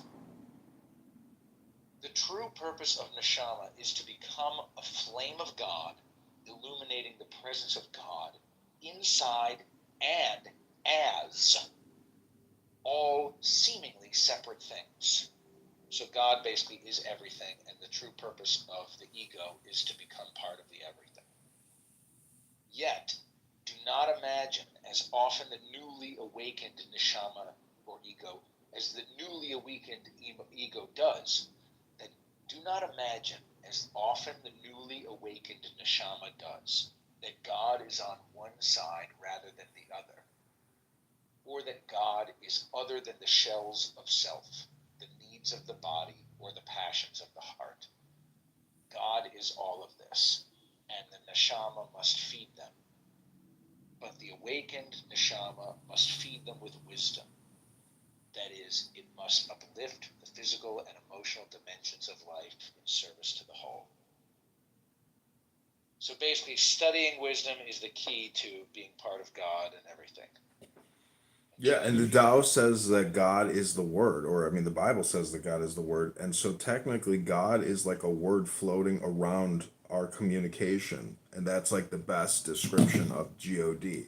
It's the word, and so when you listen to all this spoken word on this app, it's just like irrelevance, it's irascibility, like Maimonides said. So it's okay to do it, but if you can't powerfully reframe it with a book like Tanya and know what you're actually engaging in, that's my perspective from filming all of these losers on this app who don't read books and just talk about Jewish conspiracy and Jew hate all day, like Diego, like the epitome of a fucking kid who needs to get punched in the face and kicked out of school and then go live a life of shame and eventually die in the streets of fucking heroin addict. I mean, hate to say it sounds kind of tough, but like having listened to Diego for all these months, like that is a huge stress to listen to somebody be that stupid and really have hate in their heart for Jews. Like that's a big stressor. And I do believe in like yellow canary coal mine operations and doxing and exposing Jew haters and neo-Nazis on the internet. That's just one group of people that need to be doxed. It's all the other racists and fascists that will need to be doxed. It's a lot of government officials that need to be doxed, and I'm not opposed to doing that kind of work because I think online social justice, and you are a victim of online social justice, from psychopaths. You know, there are good psychopaths and there are bad psychopaths. But you know, studying God and studying wisdom, the Torah is God. You know, if you're an atheist or an agnostic and you don't study wisdom, you're not a successful person in life because you don't know how to negotiate. You don't know how to stay cool. You don't know how to not get in people's faces and be an emotional fucking ape. You have no wisdom. Like, you don't know how to shut the fuck up. You don't know how to breathe. You don't know how to communicate peacefully. And you are you witness this on this app all the time. So that's why I implore you and I congratulate you on getting Tanya, because to me it's a very simple book on being a professional. You know, it's a genius book. That Alter Rebbe, he really did a number with this one. He competitively reframes everybody with the philosophy of the universe. Wait, is this written by Mendel Menachem Schneerson? They say that is the name of the Alter Rebbe, but I haven't actually confirmed that it's a Chabadnik or the founder of Chabad that wrote Tanya, as opposed to just like some shtetl rabbi. I don't know. I mean, I know he's a shtetl rabbi, but I think that's who it is. It's not. Zalman. Yeah, Shnoyer Zalman is not Menachem Schneerson. Menachem Schneerson is the Lubavitcher in Brooklyn, but he's probably the descendant of Schneer, whatever, you know, because it's like a Hasidic dynasty. Right, he's not the Alter Rebbe, he's the Lubavitcher Rebbe. Menachem Schneerson, yeah, Menachem Schneerson. He's the big one. They think he's the Messiah, and everything they reference back to him constantly. They think that he really pulled it off. It's kind of funny because it's like Jesus basically. It's like he did it the best. Oh, he was the best at it. He is considered the Messiah. Yeah. However, the Chabad movement's official stance is anti-messianic, and the movement's leadership does not acknowledge the widespread belief that Menachem Schneerson was, in fact, the Messiah. Right. It's one of those things where it's like they just hold him in such high regard, and I know a really nice Chabad rabbi. I know a lot of really nice Chabad rabbis here in Chicago, and this one guy downtown who's got this incredible house, a Chabad house. It's like, you know, multi-million-dollar house. He's got a photo with the Rebbe in his, you know, living room, and so for him that's like his credibility. That's his legacy. You know, if you actually knew the Rebbe, and you studied, you know, in Brooklyn or whatever, like, you are an emissary of the emissary. There's a lot of fakes out there. No, I'm just kidding. There's like nobody would fake that. It's like such a weird thing to fake.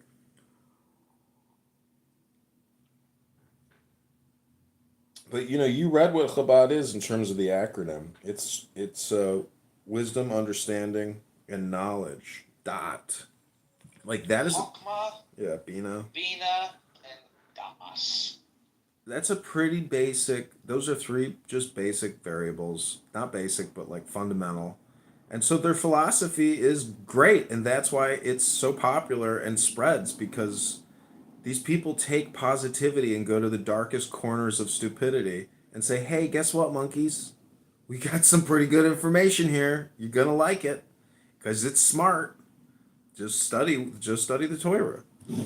It's a transmission from Hashem, from outer space to you, to go within, to know, you know, who you are and where you come from. And then you solve all your problems when you know where you come from.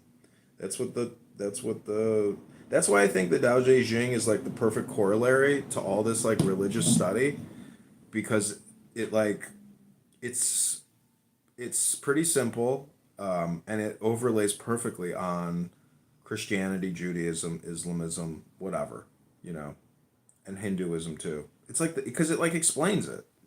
The Chinese philosophy is like the explanation of what we're doing here with this complicated like words and glyphs and symbols. But yeah, I support those that support Torah. It's another expression. Support those that support Torah.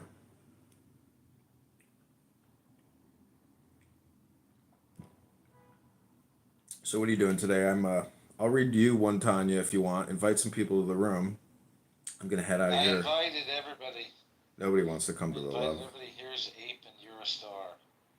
We'll get Eurostar to come in here.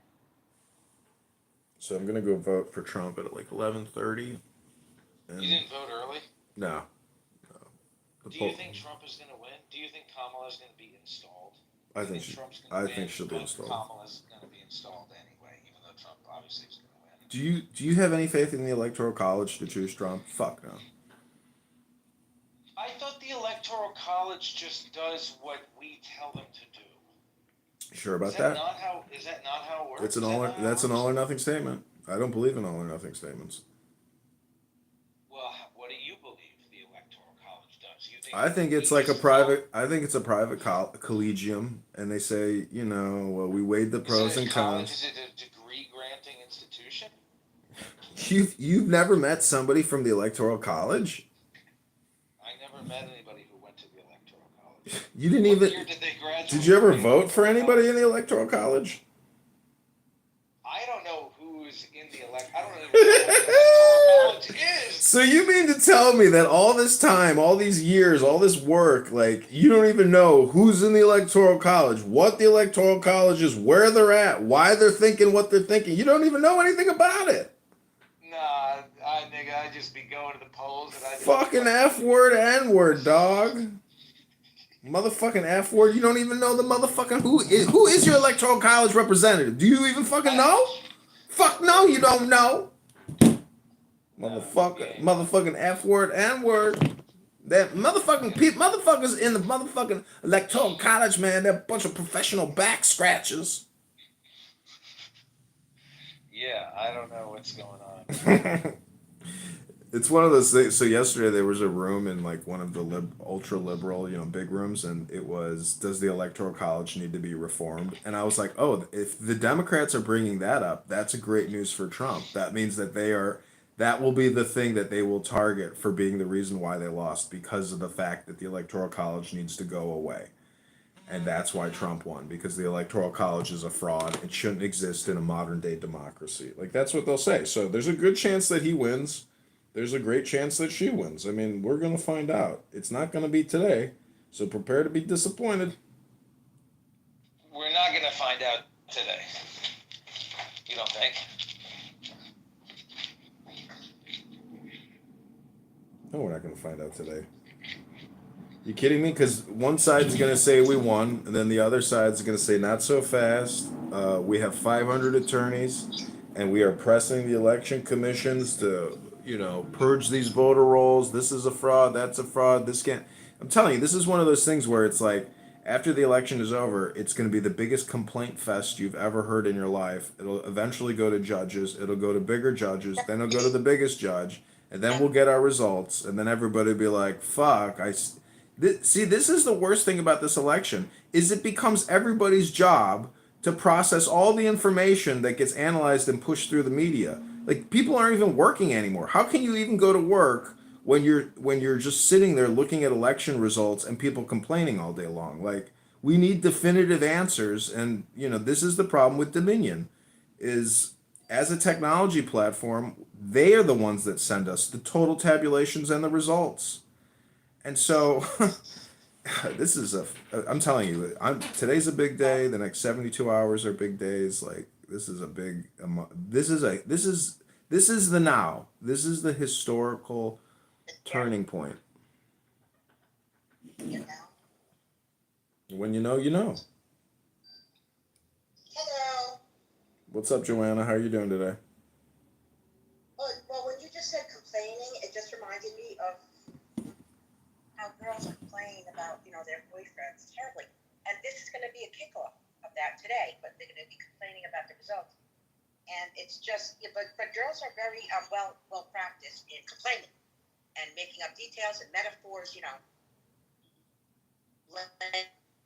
so boring, he's gay, he's, a spin-off. It's going to be like a Larry David episode.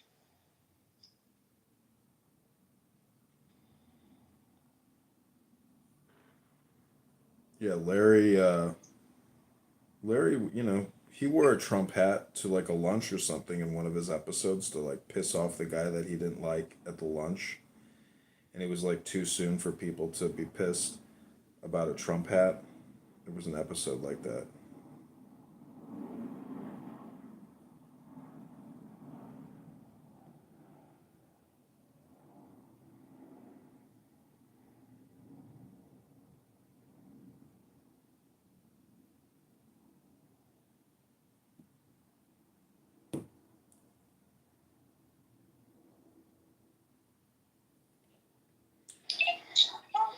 nobody talking, I would like to talk. I did a very bad thing. I'm very bad. It's a very bad thing I did. What did you Can I do? confess to you? What did you do? Well, I was just at the pet store. I was at the pet store, and I was petting one of the many millions of little hamsters there. And I took one and I petted it, and then I ran, and I'm now in my car fleeing the scene. I couldn't leave him there. I felt he was just one among many. He was a nobody. I also didn't have $40 to buy another hamster because I already have two. And did I rescue him, or do you think that they could see my license plate and I have a red, brand new red? Do you think they're coming after me? Why did I steal the hamster? I don't even know his name. Can we give him a name, guys? At least he'll. Hello, little lovely. So you stole a hamster today? Yeah, I just stole a hamster, and then I came into your room because I'm playing the Wow. scene. They had hundreds of these little creatures just Oh my running gosh. around in a cage. Yeah. Okay, so And you put basically your hand- everybody on this app is insane. Just assume Yeah. whoever you're talking, they're a Yeah. criminal, they're a child No, molester, Yeah, they I- rob people in a stairwell, It's they're drunk, it's maybe 35 phones. car plane. I wanted to rescue him. He was in a tank with hundreds of others. You stole a hamster from a Petco? Yes. And now what are you going to do with the hamster? I guess now you got a hamster.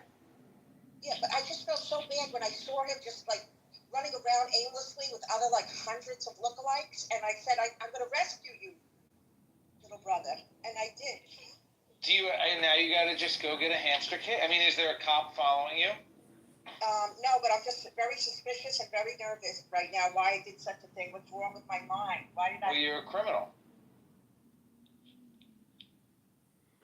Well, one time when I lived in Manhattan Beach, California, there was this giant garden center, and they had these like beautiful like pots with these huge plants outside their front door.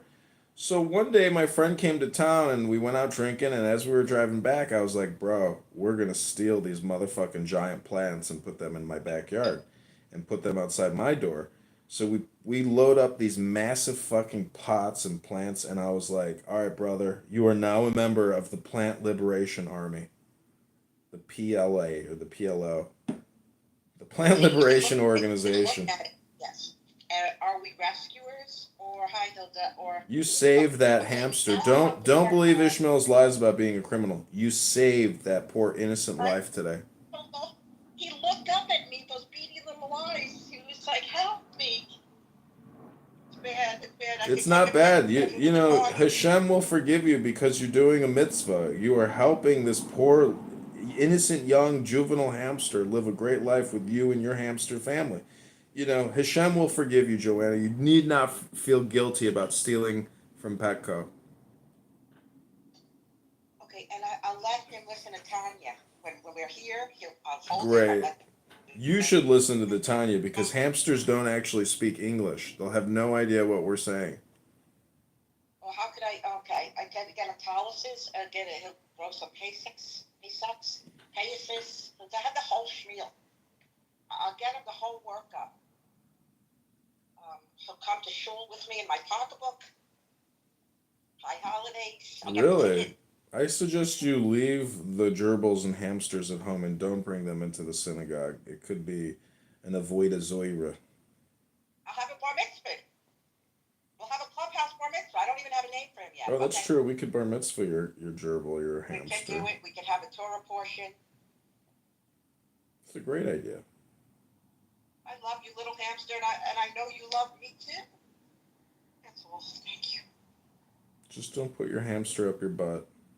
Everything will He's be so okay. small. He's smaller than maybe a quarter. He's like a quarter. He's a baby. He's a baby hamster? Well, he looks small. He's quite tiny. Maybe he needs a teat. Maybe I'm Okay, have you Does been... maybe I'll return him. Do I'll you- return him. They won't know. I'll bring him in. I'll pretend like I'm No. You've already taken the hamster. Don't bring it back. You could get in trouble. Don't do that. You get in trouble for returning to Hampstead? Yeah, they could press charges against you, and then they could listen. Don't go fuck around at Petco and find out. All right, that's my advice. I think everybody hear my but you're a good girl.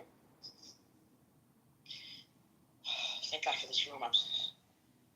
Yeah, let it all out, Joanna. Let us help you even more. Take the deepest breath of the day through your nose. Hold it for 10 seconds. This is what happens when I lower my Xanax intake. It's a terrible thing.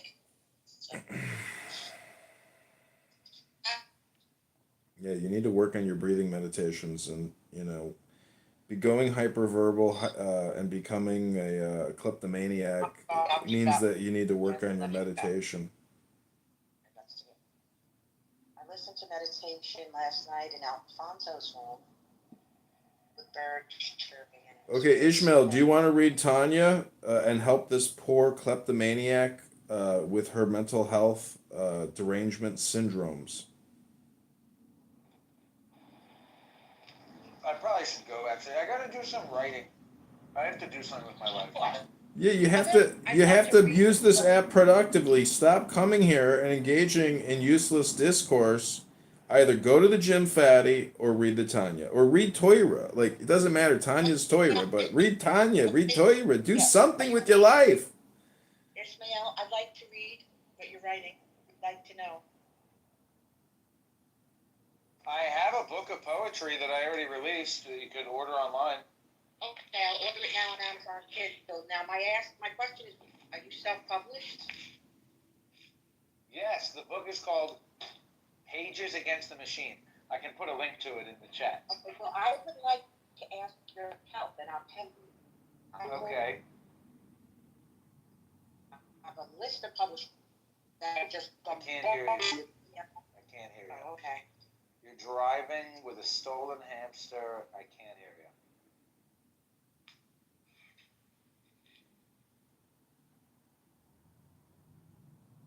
It was published in 2016, back when everything was good. 2016. You actually that was think the last time things were good? You actually think there was something called 2016? Is it here right now? Can you touch it? Can you taste it? Can you feel it? These are memories in your head. I'm a lot like you. You're a lot like me in the sense that, like, I've often, had repetitive thoughts about the past, tremendous guilt, tremendous sorrow, tremendous sadness. But the truth is, the philosophy of the Tanya tells you there's only this thing called eternal now.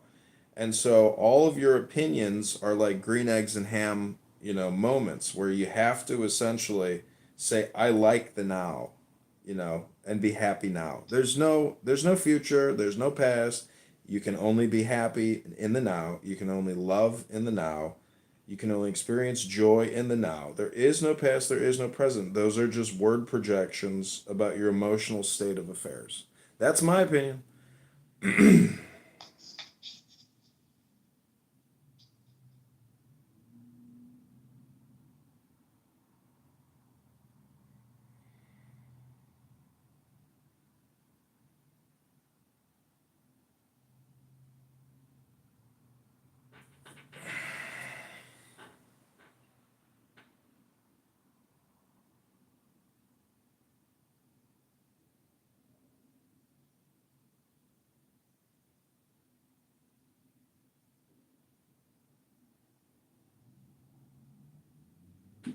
So, Lou, when life gives you oranges, vote Trump. Chris, when life gives you oranges, vote Trump. Make an orange juice michelada. Make an orange juice mimosa. It's your oranges. Make juice when you want to drink your juice. All right, so Ishmael, let's do Tanya for Tanya. I'll read you one chapter of Tanya. And I hope it illuminates you as to the fact that there is not a speck of dust out of place in the whole universe. You need not worry about your future. That is the greatest teaching of the Tanya. Also, what was that one thing in the Tanya it said? have no hate for your neighbor, and then everything outside of that is just commentary, something like that. That was the big one.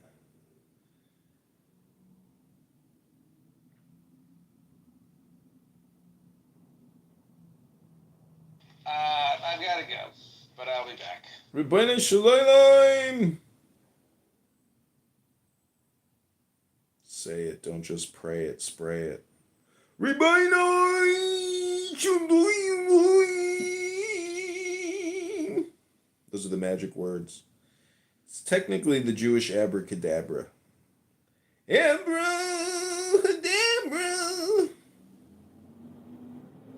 See, if you can make Hashem laugh, Hashem's going to keep sending you miracles. But you got to make Hashem laugh. Just imagine if Hashem was in the audience and you had to make Hashem laugh at your jokes. What would you say, Rebbeinu Shalom? Hello? Holy shit, this chick is hot.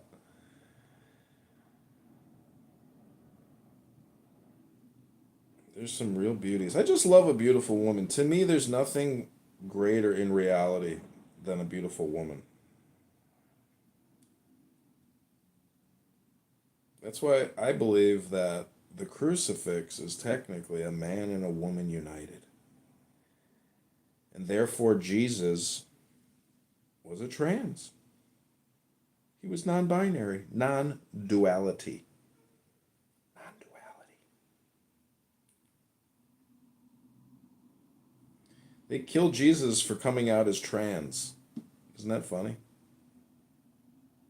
And thus why we deal with trans issues today. Because there's nothing new under the sun. Everything that is has already been. Rebbeinu Shalom, vote Trump, go to the gym. Fatties. I'm an independent woman. I'm successful. I manage a team of over 30 productive workers.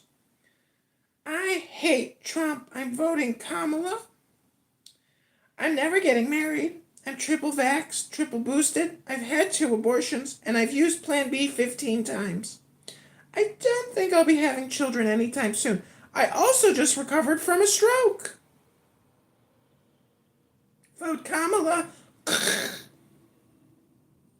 I told this girl yesterday, vote Trump. She told me to fucking die.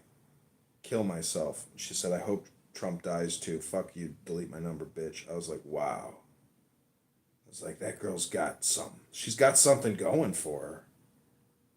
That rage. If you could just channel that rage and all that anger into productive outcomes. I told El Normo here on this app, I was like, how do you do it? He's like, they energize me. They energize me. I was like, they energize you? He's like, yeah, they energize me. I was like, oh, okay.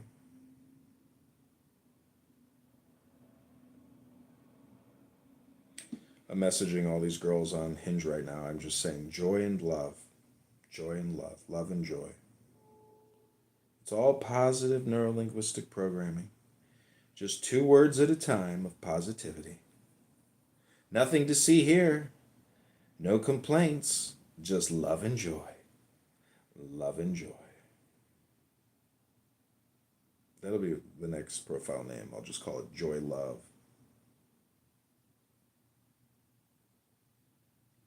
Yeah, creating a joy profile on this app is good because, like, woman joy conditions so many people. I often thought about creating a McZed profile, but, you know, because McZed has conditioned a lot of people on this app, too.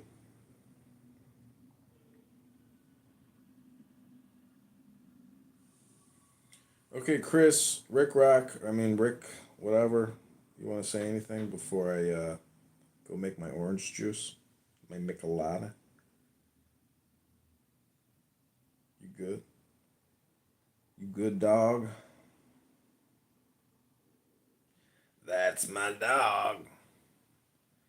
That's my dog.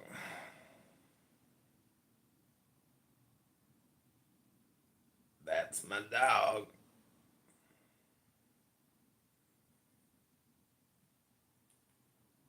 You know what's really funny about, well, No need to talk about it. It doesn't make a difference. People are just frugal, they're cheap, they want free stuff. And then when they get the free stuff, they're still not happy. And they're not even appreciative. They're just like, I got what I wanted and I get what I want because I'm a badass bitch and I'm beautiful and smart. And people give me free shit because I am beautiful and I am smart. No need to be happy though. Let me hit that vape pen. Release through the vape pen. Watermelon strawberry. Oh, I feel so good. My lungs feel so vaporized. Yum. Watermelon strawberry. Free shit. Free shit. I don't read books. I don't vote Trump. I don't give a fuck about shit other than free shit. Free shit, free shit, free shit. I want more free shit, free shit. Free shit, free shit, free shit. I'm smart. I'm a boss. I'm a bitch. I'm a badass bitch that wants free shit. Free shit. Free shit. I'm a badass bitch. I'm a badass bitch. Free shit. Free shit. Give me my free shit. This chick that I've taken out twice now and have spent probably close to $500 on her.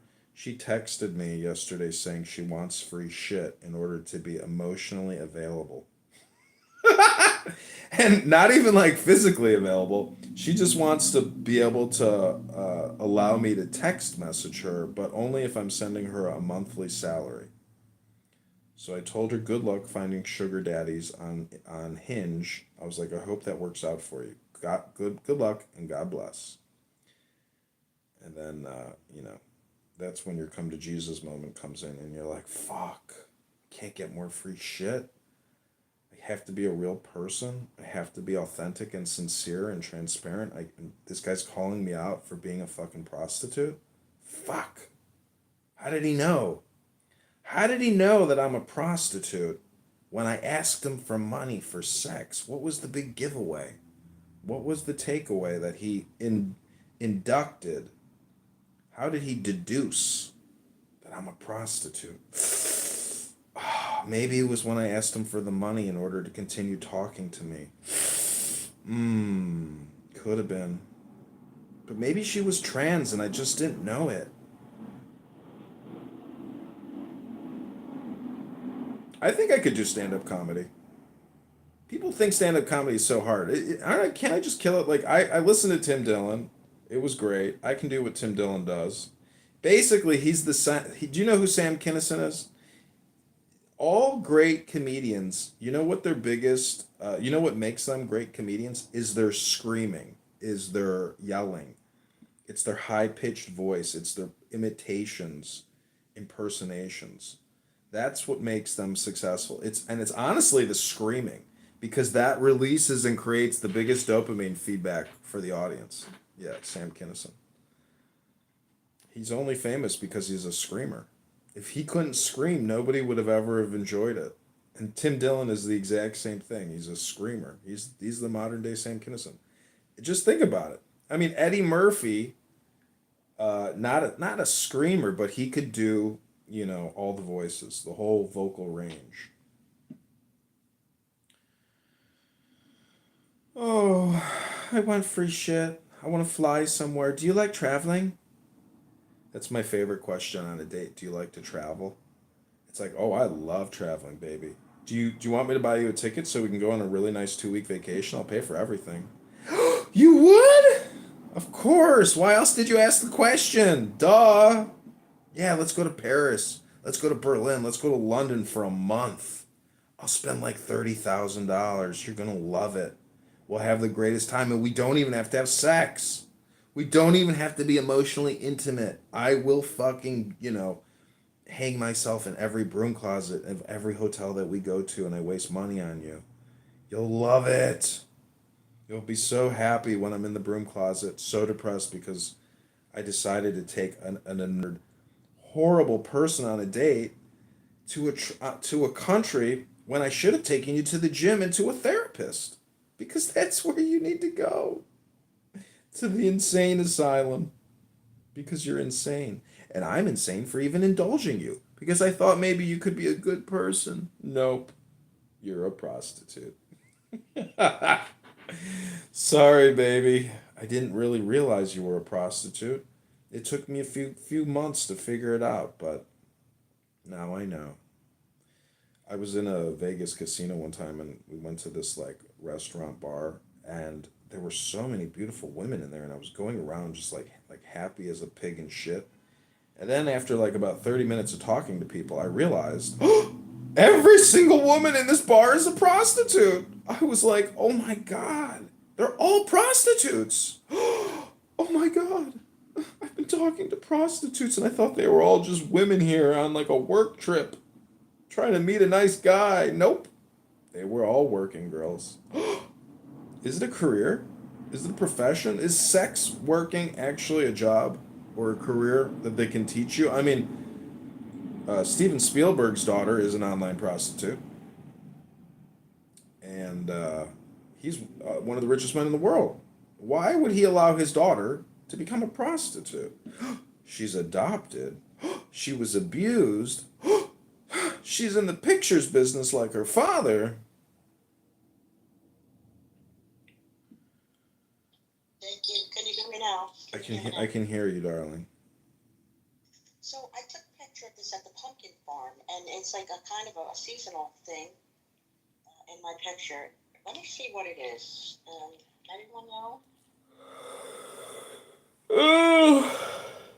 Alrighty now. What's the Torah portion for today? Oh, you want some wisdom? You want a little God in your soul, you thief? You criminal? Thank you. Can we do a weekly Torah? I do daily Torah. I don't do weekly. I do daily. But you don't divide it up into portions. No. I don't do it that way. Today is left. But that's how every Jew does it. I know, but I'm not Jewish. I'm not Jewish. Not Jewish. My mother is gorgeous. Oh, okay. I get it. Same. All right, because today is Lech Lashah, and it's a good one. Lech Lashah? Lelashah. Yes, it's November. The November 8th is Lech Lecha. Lech Lecha. Is that in between 1% and 2% milk or something? Yeah, I actually, I'm throwing milk, but my mother taught us to always smell the milk before drinking. I got some milk in my fridge. It's very chunky right now, and I just poured some coffee, and there's all this like curd in it. I'm like, ew.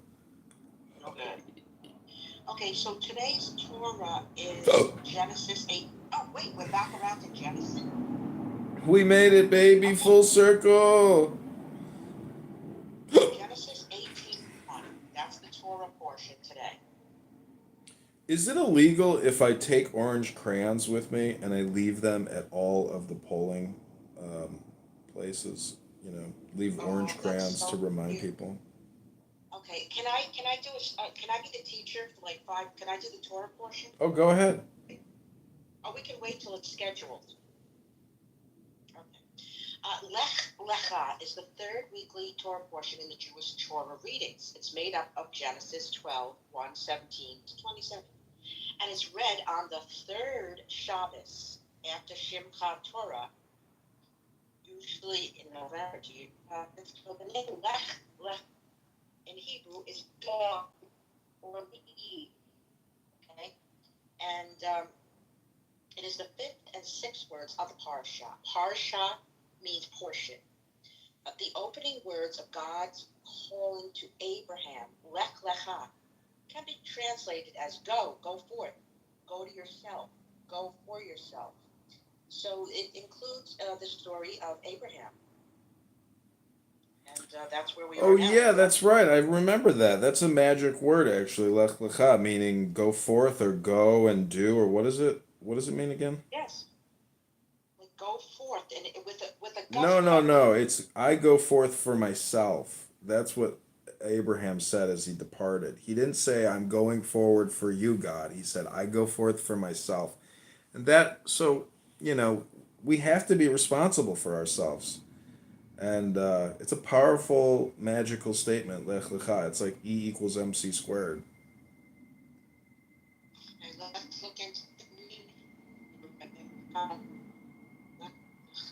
meaning, I like that it's resonating to the, yes, and he said, Abraham said, like, go, and it's meaning like a move, like a moving, but you're moving to something good, better, crossing boundaries, moving inward, becoming familiar with. Okay.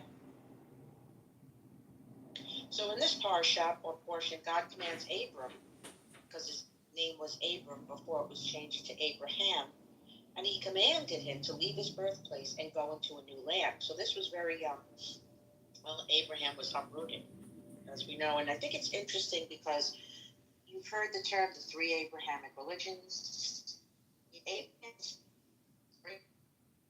and basically the first and foremost and father of all these three religions that we're now fighting over for the land and hating each other over. This all starts with Abraham. Thank you. So why? Why did Hashem say why? No. And also you're in the Matrix. Can't really hear you.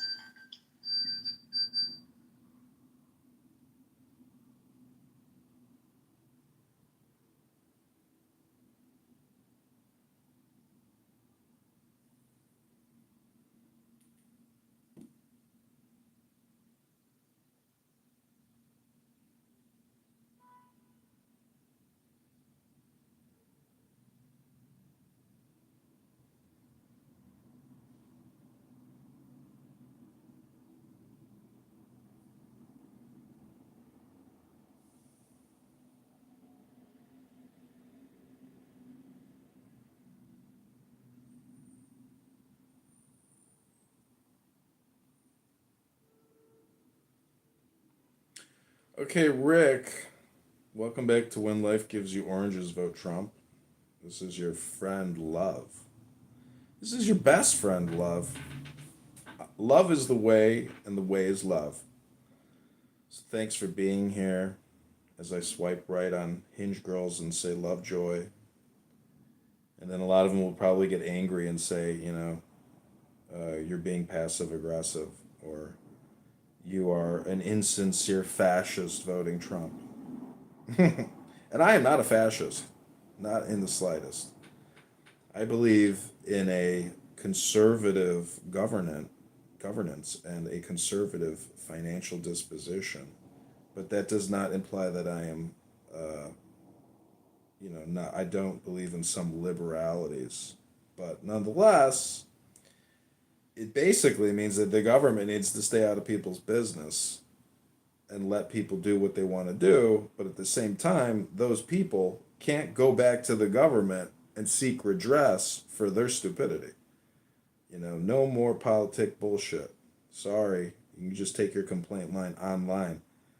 But government is fucked up. The people in government are fucked up. George Carlin calls it out. So let's play the George Carlin clip. I feel like it's a great time to play it.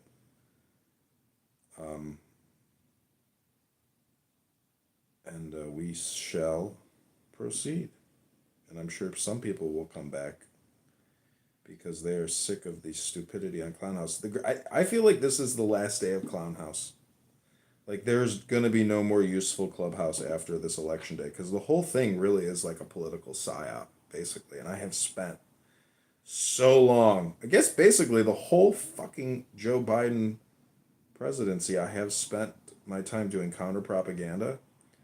And now that it's all, coming to like the fact that I'm going to go vote in the next hour, like after I cast my vote, like coming on here to try to do counter propaganda is basically counterintuitive to like my own productivity, because the election is over. I won't be able to really try to influence or discredit people on this app that are worthy of being discredited. My number one video of late is, can a Democrat convince a Republican to vote for Kamala? Of course, the algorithm loved that title. And it's amazing how if you title a video and the video actually matches the title and it fits with a pro-left Kamala algorithm, like Google really does control what people think through the algorithm by forcing words on the listeners and the audience. And that's why this, I don't think people have really written enough analysis that this is like the algorithm election, because it's the full automation of the way people think. And Google and Facebook have definitely achieved total automation of algorithmic manipulation and forced neurolinguistic programming. It's like going to the mall, and no matter what restaurant you go to, the food is the same. That's the power of the algorithm, where it controls what people are thinking and seeing. And I'm looking at some of these chicks on Hinge right now, and wow, a lot of beautiful women out there. A lot of single women that are not married and don't have children. And I think a lot of women want to get married and have children, but they can't even admit they want to get married and have children because it's so conservative. All these bitches say I am a liberal and an atheist or an agnostic, but yet you want to get married and have children? That's a very conservative thing to do. So that's what we're dealing with here. We're dealing with people that talk out of both sides of their mouth. You can't take them seriously. They accuse you of projecting. They themselves are low-educated, uninformed voters, and they think that they know how to actually be political by saying, well, let's analyze the policies. Let's take a look at what the policies say. Bitch, this ain't a policy program. This ain't the policy game, bitch. You playing games. Let me ask some more questions. I got 10 more questions to agitate you with. That's what's up.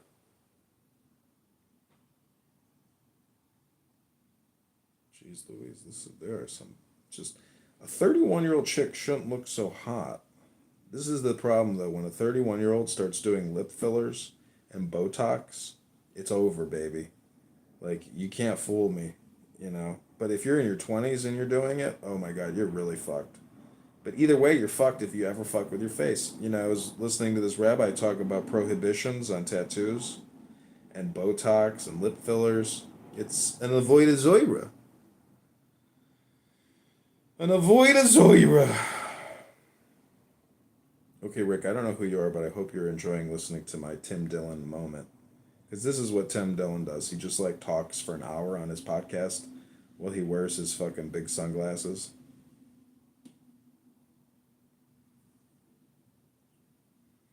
So let me play the George Carlin clip for you about how the public sucks. And if you vote, you have no right to complain. And because he doesn't vote, he doesn't complain about politicians.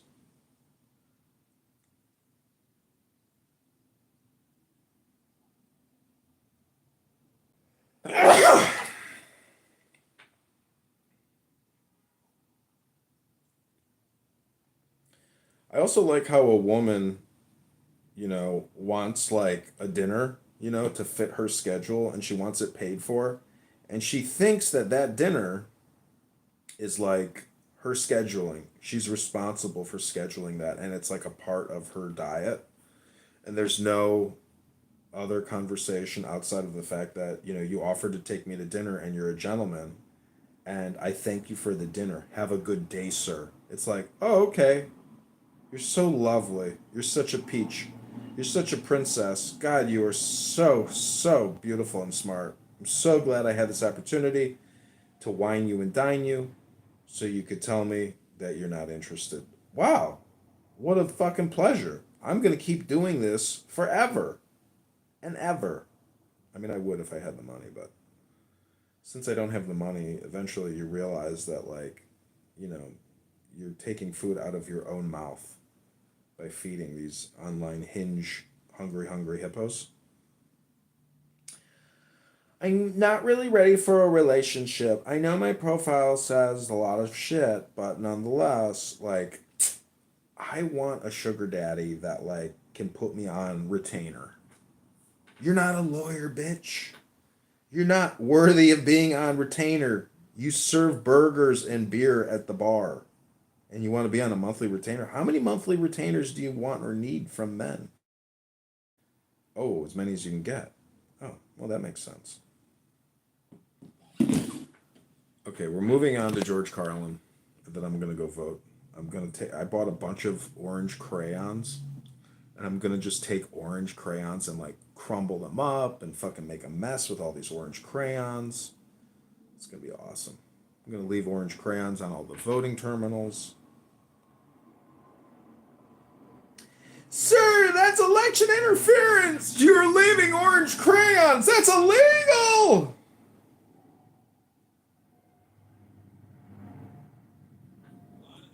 Professional mommies, where they think there's nothing better than having a baby. Oh, they think it's the biggest thing in the world, like it's a big event, having a baby. I call it pumping out a unit. That's all they're doing. Polluting the earth with these creatures who have no future. They have no future. Have you pictured what this planet is going to be like in 40 to 50 years? It's going to be a big smoking ball of shit. A big smoking, flaming, stinking ball of gaseous shit. It's irresponsible to have more than one child. Have one. Have one child. Replacement value for yourself. That's all. Don't even replace your husband. Don't replace your husband. No. He's done enough fucking damage as it is. A lot of these professional mommies, where they think there's nothing better than having a... Oh, hi, we're listening to George Carlin. Some people are really fucking stupid. Did you ever notice that? How many really stupid people you run into during the day? God damn, there's a lot of stupid bastards walking around. Carry a little pad and pencil with you. You wind up with 30 or 40 names by the end of the day. Look at it this way. Think of how stupid the average person is, and then realize half of them are stupider than that. And it doesn't take you very long to spot one of them, does it? Take you about 8 seconds. You be listening to some guy, you say, this guy is fucking stupid. You can say what you want about this country, and I love this place. I love the freedoms we used to have. I love it. I love that.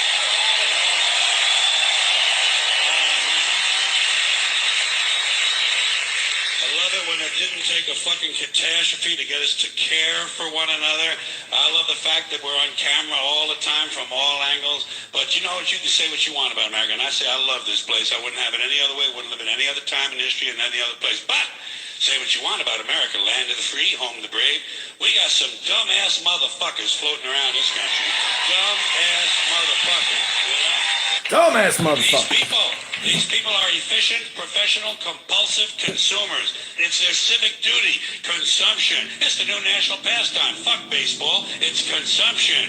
The only true, lasting American value that's left, buying things.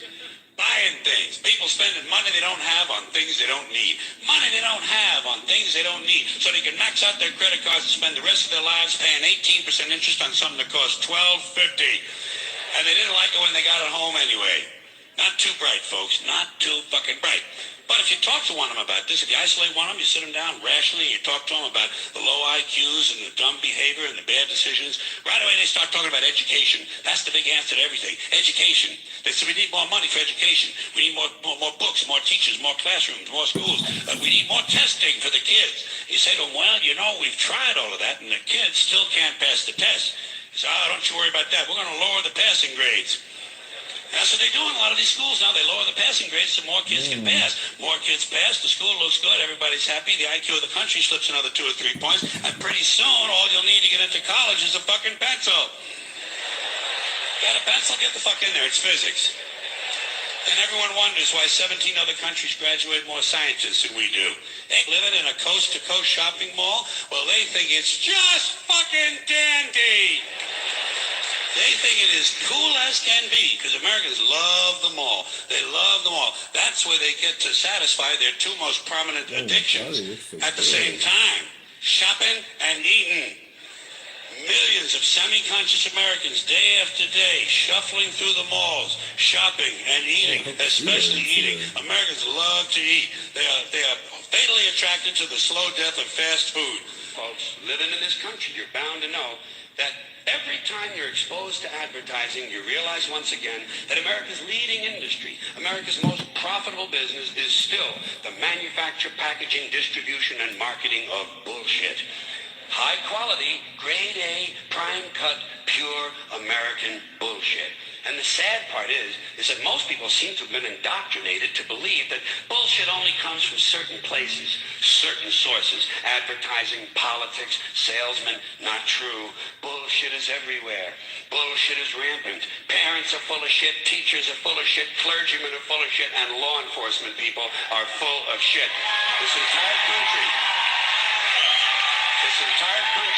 is completely full of shit and always has been.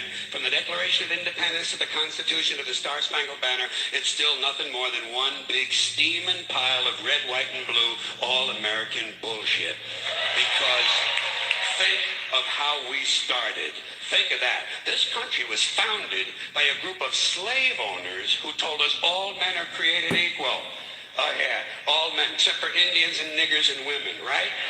Always like to use that authentic American language. This was a small group of unelected white male land-holding slave owners who also suggested their class be the only one allowed to vote. Now that is what's known as being stunningly and embarrassingly full of shit. And I think Americans really show their ignorance when they say they want their politicians to be honest. What are these fucking cretins talking about? Tell the truth. Don't be bullshitting people. Like I say, there's enough bullshit as it is. There's enough bullshit as it is. In fact, there's just enough. Did you know that? There's just enough bullshit to hold things together in this country. Bullshit is the glue that binds us as a nation. Where would we be without our safe, familiar American bullshit? Land of the free, home of the brave, the American dream. All men are equal, justice is blind, the press is free, your vote counts. Business is honest, the good guys win.